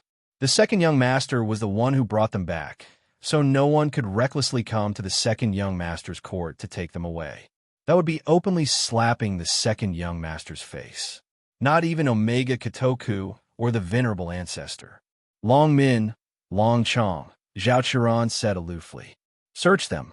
The youth named Long Chong looked up, unable to conceal the perverted excitement in his eyes. Dugu Ling said coldly, Trespassers of Crane Garden die. As soon as he finished speaking, Tang Quan, Tang Li, and a group of experts jumped down from the rooftops and surrounded Long Min, Long Chong, and the others with cold gazes. Long Min was alarmed and hastily tugged at her younger brother, indicating for him not to act rashly. Long Min was a smart person. Although she was very displeased with that stoic face for harming her Long family to this extent, she still considered the pros and cons. But at least she knew how to weigh the pros and cons in front of her. She knew when to make a move and when to pretend to be a coward. Zhao Qiran came to bring them back on the venerable ancestor's orders. But the problem was that the second young master's subordinates were not to be trifled with. There were no less than a dozen Transcendence Realm experts here. How could they possibly deal with them? Zhao Qiran coldly stared at Dugu Ling's group and said word by word, Young Master Dugu, you can't be thinking of becoming enemies with the entire Tianyin, right? Sir Jojo was lying on the bed and could vaguely hear the commotion coming from the front courtyard. However, with her personality of not moving if she could, she truly couldn't be bothered to care. Perhaps there was internal strife in Tianyin. Previously, she saw that eldest Qin Omega Katoku's second uncle didn't seem to be a good person. He didn't seem to get along with the two Zither young masters. Furthermore, they didn't seem to be on good terms with each other, whether it was the Flying Heaven, Burrowing Earth, or the Star-Picking Hall. If she could infiltrate the enemy's ranks and cause them to fall apart, then things would probably be much easier to handle. A strange fragrance suddenly wafted into the little stoic's nose, causing her nose to twitch involuntarily. This smell seemed to be the special poisonous powder on Ding Tingding's body. That's right, this person carried poison from head to toe and had an innate strange fragrance that fused with the fire Qilin Fang snake's poison. Sir Jojo couldn't move. At this moment, other than her mind being especially clear-headed, her limbs were a bit numb, and it was very strenuous to move them. A faint sigh appeared beside her. I just knew that you little imp was pretending. A slender index finger poked the little stoic's forehead. I'm guessing that your conscious pool wasn't sealed at all. Don't be in a hurry to recruit people. I just want to talk to you for a while. Just a few words. Young Master Long turned around and sat down on the edge of the bed. I'll leave after you answer my questions. If you don't want to see me, I'll never appear in front of you again. Facial paralysis. If I hadn't approached you in a joking manner, teased you, and unintentionally hurt your mother, would you have treated me better? He said softly as his gaze fell on her face. If only he hadn't sent out that invader's challenge letter back then. then he wouldn't have met her. Or, if they had met in another way, would the ending have been better? Arbor was stunned. His dark eyes were filled with a ferocious light. How could there be so many ifs?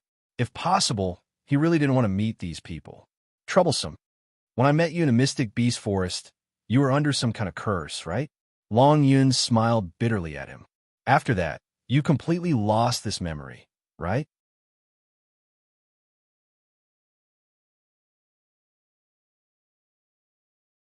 Chapter 55:25. The little stoic's small face was cold. She opened her small mouth and spat out. Nonsense. Don't be so stubborn. Long Yun looked at her and sighed. You don't remember when my mother sent the North Altar Protector to kill you, right? Ding Xian was simply a lunatic. So she had once tried to kill her in the Mystic Beast Forest? How could the two of them have any interactions at that time?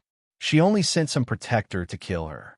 Most importantly, Sir Jojo, she actually knew nothing about this matter. Your mother is an abnormal person, the little stoic coldly said. She then knitted her brows and stared at young Sir Long. She asked uncertainly, she thinks I stole her son, right? I heard that there's a type of woman who raises a child by herself and has an abnormal desire to control their child. I always felt that your mother's mental state wasn't too normal. It must be so. Long Yun. My mother was poisoned by that vicious woman from the Long family with the passion-severing poison. I've been carrying this poison since I was a fetus. Arbor couldn't help but be enraged. I didn't do it either. What right does your mother have to do this to me? Her mental illness is acting up, and she doesn't like anyone. Long Yun, why do I freaking feel that talking to you is so tiring? Can't you think about what the symptoms of the passion-severing poison are? You're such a blockhead that you can't even understand. Inside the Star Domain, Venerable Peach Blossom and Feng Changqing, who were desperately stopped by Chiochio to make them listen to Sir Jojo's orders, silently looked at each other. Murong Sun couldn't resist covering her eyes and muttering to herself, it's still that punk who's two-faced and knows how to strike first to gain the upper hand. Otherwise, with her disciples' adorably slow-witted personality and slow comprehension of emotions, let alone having a child, she probably wouldn't even have a partner right now. What are you doing here? The door to the room was kicked open, and Qin Xian quickly entered with a cold expression. When he saw Xiaoyan looking at him with a paralyzed face, he didn't know why, but he actually heaved a sigh of relief. She was really worried that Long Yun would act recklessly. It was said that as long as the source of the love-severing poison was eliminated, he would slowly return to a peaceful life. Thinking about it, once the love-severing poison entered the body, it would be like being cut by 1,000 knives and 10,000 ants gnawing at one's heart. As long as the root, Jojo, was eliminated, time would dilute all feelings. This was why Ding Xian wanted to kill Xiaomu back then. It was just that she did not understand why this Charles was talking to Long Yun like a chicken talking to a duck. She felt that it was funny and sad at the same time. You go out first. I have something to say to Jojo, the second son said coldly.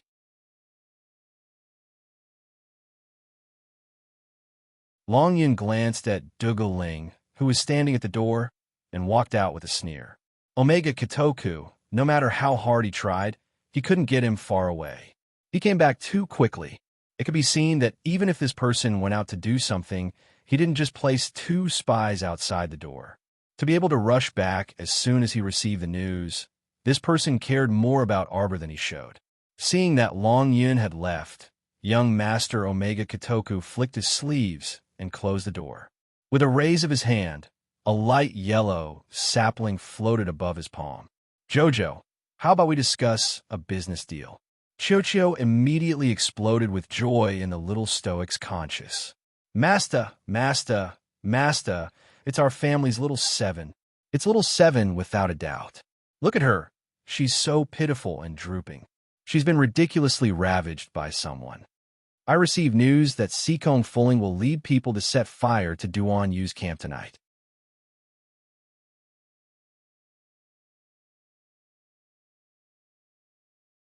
Chapter 55:26. Rewind time to 30 minutes ago. The Qin estate's second master had just led a group of people to the patriarch's place of seclusion, but the moment he left his residence, he was surrounded by Qin Xin and his men. Qin Ao's expression froze, and he subconsciously took a step back. Pointing at Qin Xin, he angrily said, "Qin Xin, you brought so many people here. Do you really want to completely break off relations with our Tianyan?" Qin Xin didn't waste time talking nonsense with him. With a wave of his hand, a short and stout man holding a purple gold hammer chuckled and rushed forward with several dozen subordinates. The crowd directly waved the weapons in their hands, and all the shrimp soldiers and crab generals around Omega Kitoku fell to the ground. Qin Ao's expression changed. Seeing the one-sided situation, he couldn't help but shout hoarsely, "Qin Xin, you disgraceful scoundrel! Previously, you looked on helplessly as your father was beaten to death, but you didn't stop it. And now you want to kill your second uncle." Before he could finish his sentence, his pupils suddenly shrank. Young Master Omega Kitoku suddenly flashed in front of him at an extremely terrifying speed. 5 fingers that seemed fair, but were actually as hard as iron, suddenly grasped his throat.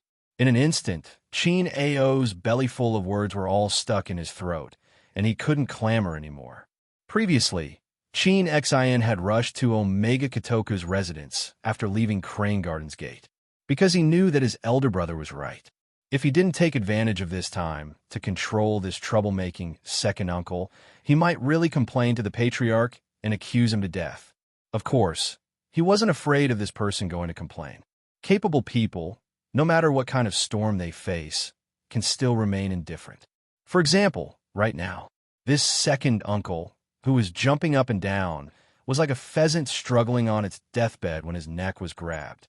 He had no ability to resist at all. The second young master had always been disdainful of people who weren't on the same level as him. It was as easy as flipping his hand for him to pinch this noisy second uncle to death. Qin Ao's pupils shrank in disbelief. Now that his life was in the other party's hands, it was extremely difficult for him to concentrate and focus his gaze on the second young master. He really wanted to beg, but unfortunately, his neck was being held, and he couldn't even make a simple sound. Qin Ao was astonished. He probably didn't expect that his nephew would attack him right under the nose of the heavenly fate patriarch. Only now did he finally understand that there seemed to be nothing in this world that could restrain this second young master. Even that famous ancestor of theirs didn't seem to be a supreme existence in the eyes of the second young master. His eyes, the 2 jade-green springs, were like rippling emerald lakes. Qin Ao's eyes widened in fright as he stared at Qin Xin, who was looking at him from a short distance away in astonishment. A loud sound came from his throat. "Second uncle, if you're willing to tuck your tail between your legs and behave yourself, I don't mind taking care of you when you're old." The cold voice of the Omega Kitoku rang in Qin Ao's ears. It was as if the bell of death had rung for him.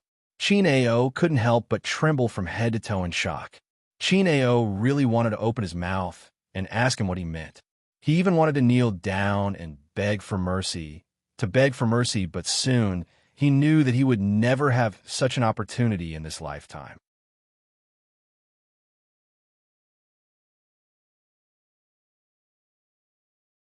Chapter 55:27. The last sound he clearly heard was the crisp sound of his neck bone breaking. Then, there was no then. The second young master loosened his fingers and glanced indifferently at his white, jade-like fingers. He heard the muffled sound of Qin Ao's corpse falling to the ground. The second young master didn't even look at this second uncle, as if the life he took wasn't his blood-related second uncle's life, and it was merely an insignificant ant on the side of the street. The plump man holding the purple gold hammer chuckled mischievously while rubbing the back of his head. He bowed to the second young master and then waved his hand, ordering people to drag Qin Ao's corpse outside. As for how to deal with it, his subordinates would handle it. This Qin Ao normally relied on the venerable ancestor's support and truly jumped up and down without a care in the world. On his deathbed, he should be able to understand a principle. It was useless no matter who looked after him. He was a weakling and would be crushed by others wherever he went. What a pitiful man. The young master of Omega Katoku collected his chaotic thoughts.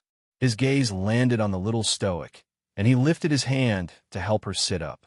On his left palm, a wilted sapling was currently bending at an inconceivable degree, its branches coyly extending toward the little stoic. Chin Xin raised her hand slightly and allowed that crooked and ugly sapling to hop onto Arbor's body. Arbor was somewhat surprised and glanced at Chin Xin. She indeed didn't expect that Chin Xin would hand over the sapling's final shard to her just like this. Someone had previously fed this shard with blood and forced it to produce a semi-finished holy fruit. It was currently severely injured.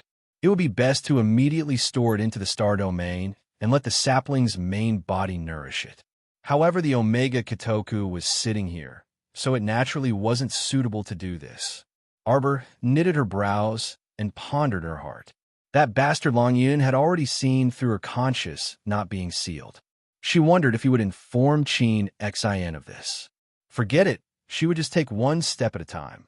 Arbor stared at him for a while. His fingers twitched slightly, and he let out a sigh of relief. It seemed that Longyun's special ability, poison, could only make her body weak for a while and could not lock her movements for a long time. Thank goodness, thank goodness. Otherwise, I would have fallen into this vile person's trap. Sir Jojo used a bit of strength to adjust his body slightly. At the same time, the wilted sapling had already jumped onto Charles' shoulder. In a very human-like manner, he peeked out from behind her neck and sneakily glanced at the Omega Katoku. Chin Xin glanced over indifferently.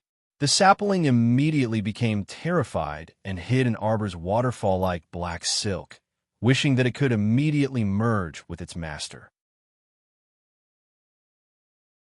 Little Ball pitifully wiped his tears in the star domain. Master, our little seven is too pitiful. Why don't you keep it in your storage talisman first? Arbor raised his left hand with difficulty, straightened his body, and asked expressionlessly, "What do you want to do by telling me this? I want to work with you. Don't you hate the heavenly fortune? What a coincidence. I've actually long been tired of this organization. I can work with you and help you completely destroy it. But you..." Chin Xin suddenly grabbed her hand. "Promise me.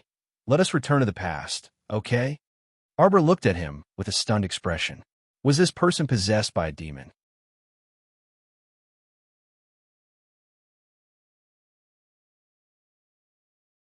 Chapter 55-28. What nonsense are you talking about? Go back. How do I go back? What do I take back? Chin Xin, do you still remember? When I carried you out of the dark dungeon, when I carried you out, you looked at me, didn't you?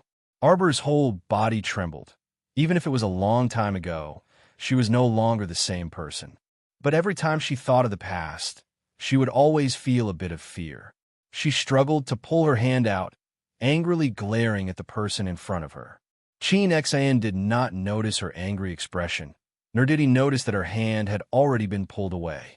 He continued to recall the past, as if intoxicated by the memories, unable to extricate himself.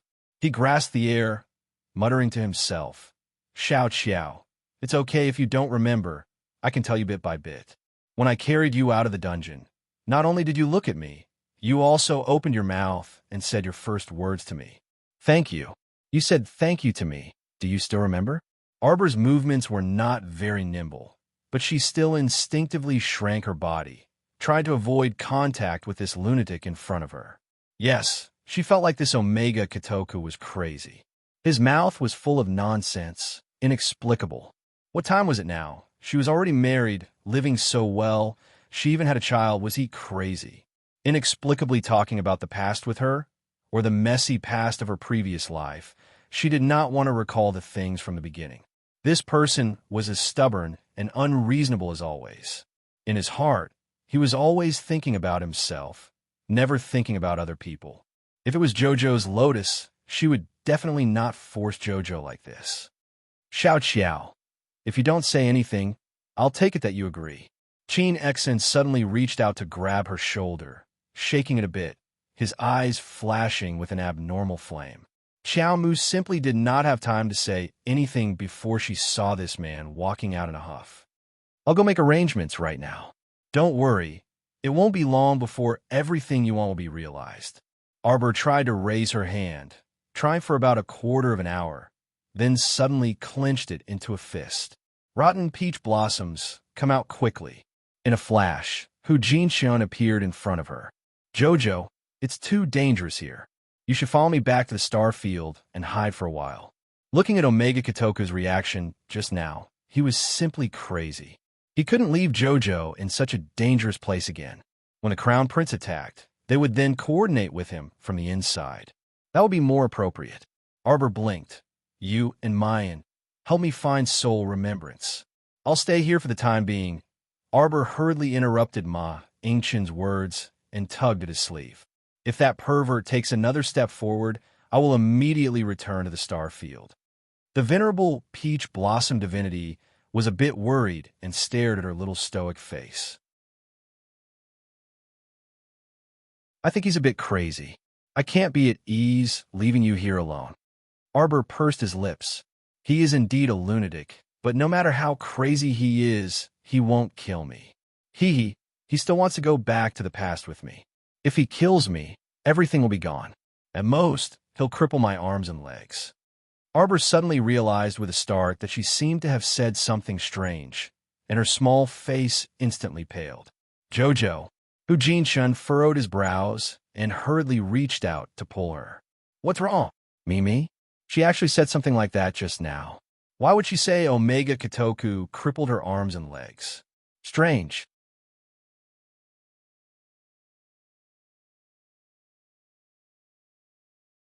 Chapter 55-29. His mood immediately tensed up because of this. What nonsense was he spouting? Arbor blinked and tugged at Peach Blossom. Go quickly. Since you're here, if you can't find my soul remembrance, it'll be a loss. Seeing him stare at him without moving, Arbor couldn't help but sigh helplessly.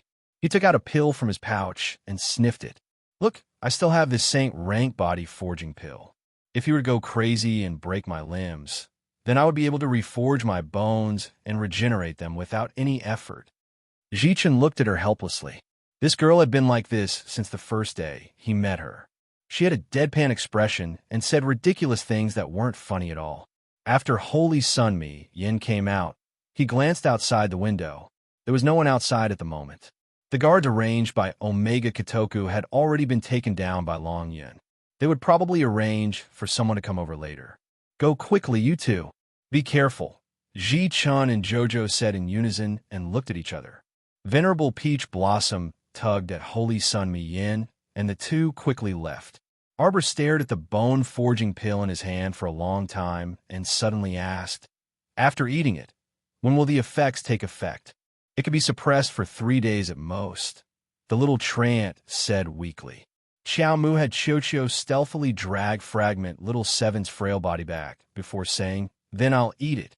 Master, if you take it, there's no turning back. Qiuqiu hurriedly added, aren't you afraid? Afraid of pain? I have to overcome whatever I'm afraid of. Otherwise, I'll be troubled for the rest of my life. Arbor calmly threw the pill into his mouth. The Saint Rank pill melted in his mouth without feeling anything. Qiuqiu was now full of stars in the star domain. Master, I think you're really, really great. Sikong Fuling truly hadn't expected that she would become the vanguard of the Heavenly Fate Army and lead several thousand harpies to launch a sneak attack on the Zhangzhou barracks. But since this was her big brother's order, she could only do as he said. In the middle of the night, according to the original plan, she was leading a group of harpies to attack the Tsang Prefecture camp. Who would have thought that they would be greeted by the bombardment of the God Stone Cannon? The one leading the team was none other than Mu Xingqian. Sikong Fuling had a slight headache looking at this, but she still proceeded according to the plan in an orderly manner. So the Zhangzhou Emperor had already received the news and knew that they would attack at night? Very good. Sikong Fuling raised her hand and waved. The eagle-bodied crowd that had been following her in an orderly manner suddenly let out hoarse roars. Standing in front of the big tent, he calmly looked at the two people in the distant sky. He couldn't help but frown slightly. Duan Yu raised his hand indifferently. Immediately, thousands of god-tier masters leaped forward and formed a defensive wall under the cover of the defensive glyph formation. At the same time, that group of harpies suddenly ignited with raging flames, and they plummeted from the sky one after another. Duan Yu curled his lips and said apathetically, "It's truly surprising that Sikong Fuling would take the lead. I thought that if she and her brother were smart enough, they would hide behind the Heavenly Fate army and wait for them to make the first move."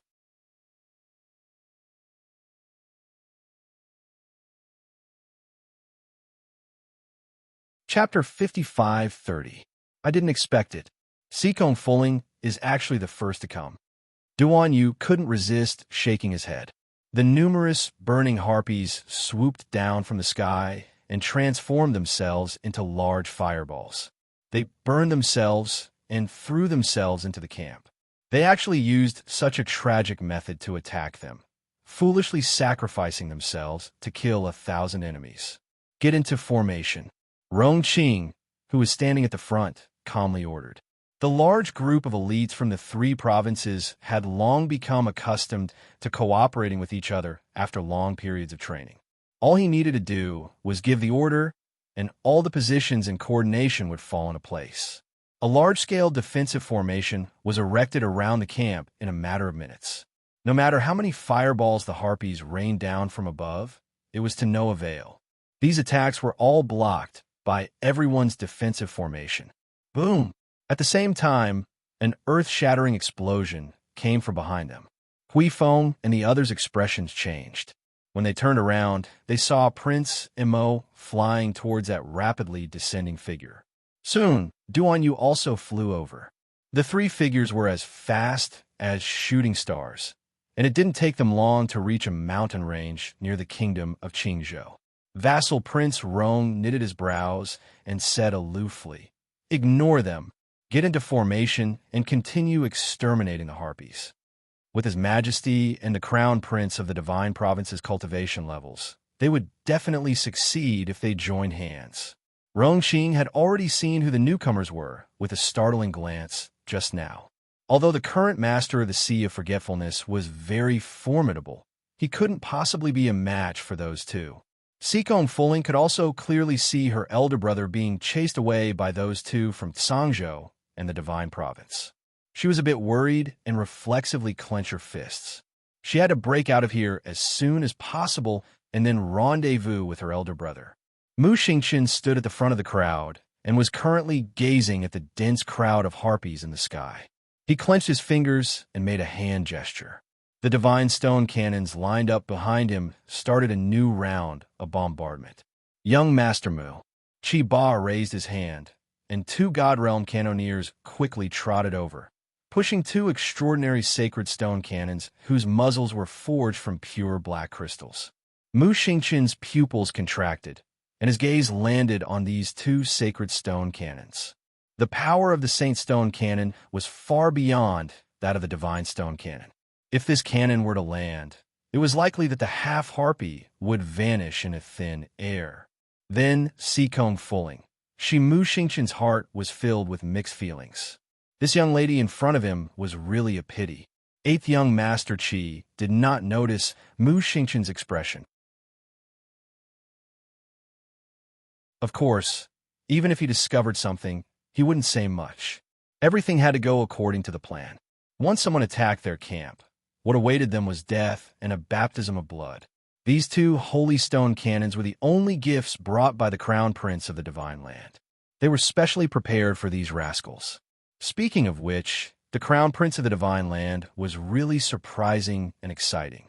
He still remembered that when His Majesty saw this big gift, his eyes couldn't help but light up.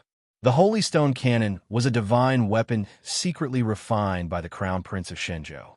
At that time, His Majesty's eyes were probably saying, "This thing is so awesome."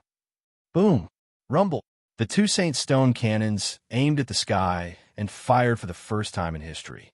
Sikong Fuling's expression abruptly changed, and she immediately pulled three harpies to block in front of her.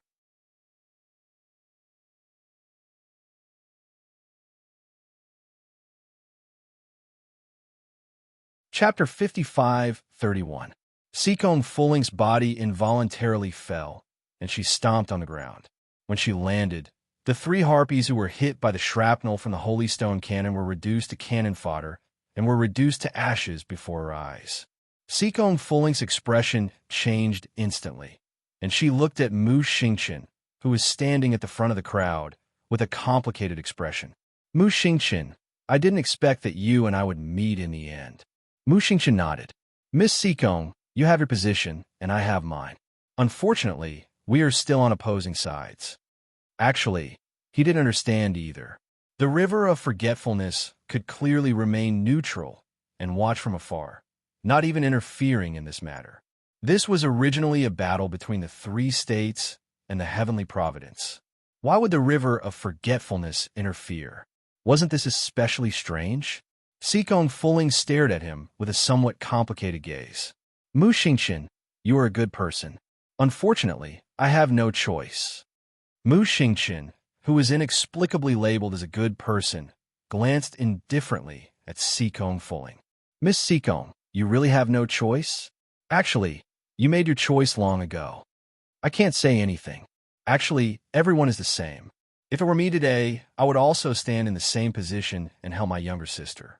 So Seekong Fulling stood by Long Yun's side and helped her elder brother without hesitation.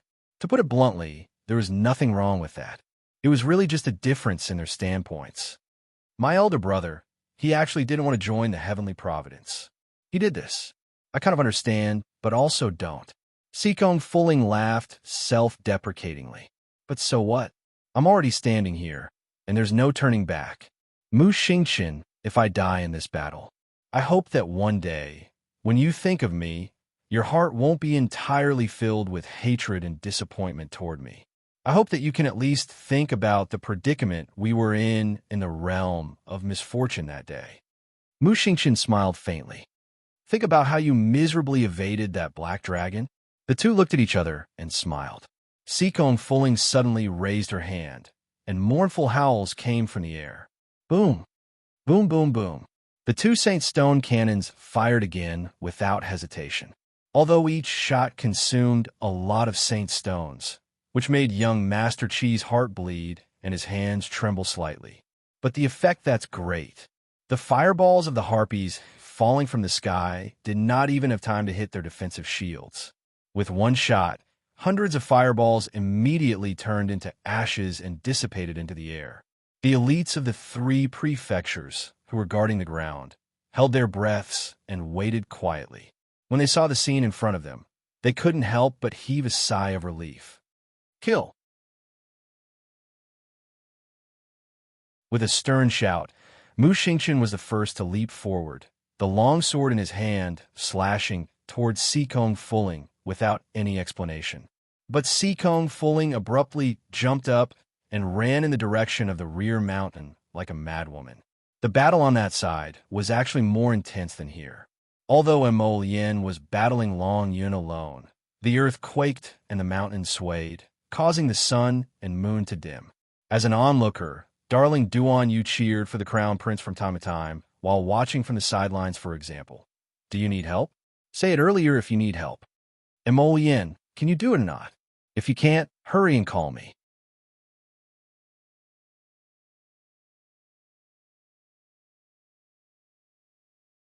Chapter 55:32. Ah, yeah, that was a good slap. Quick, quick, give him another stab. My heavens.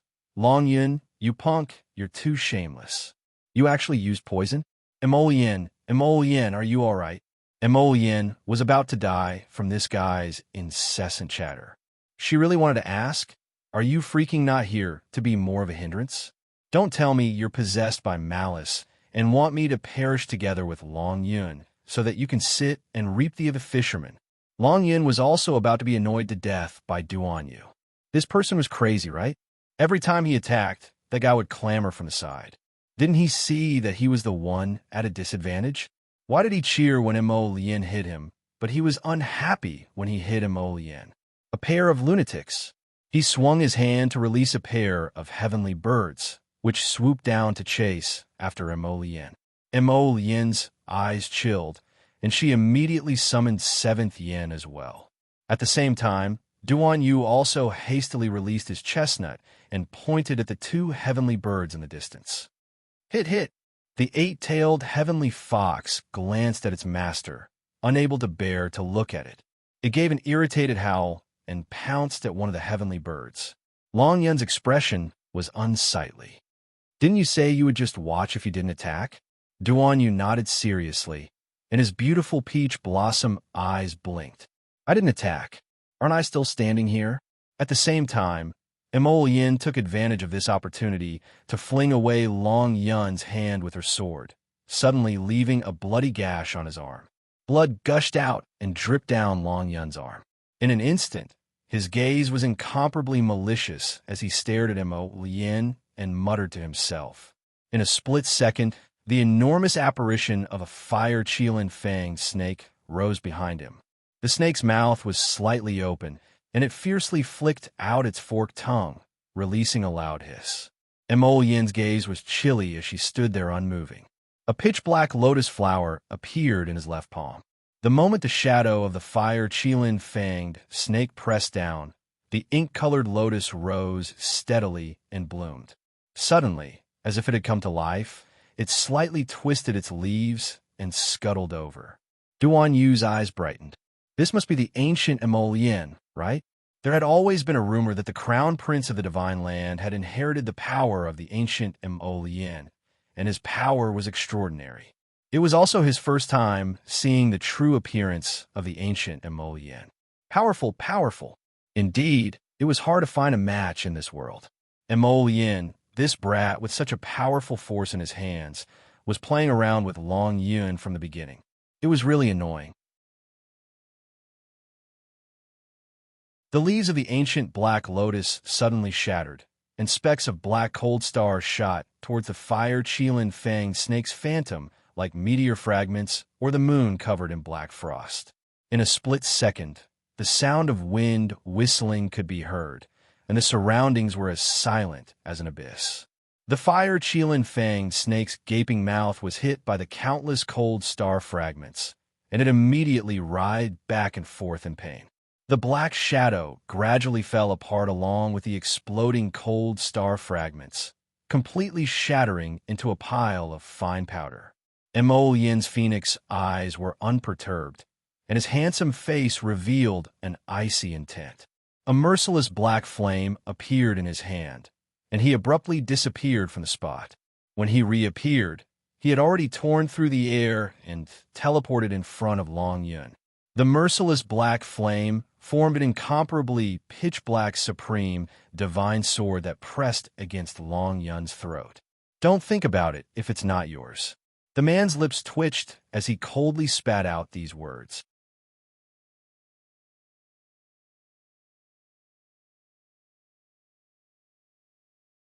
Chapter 55:33.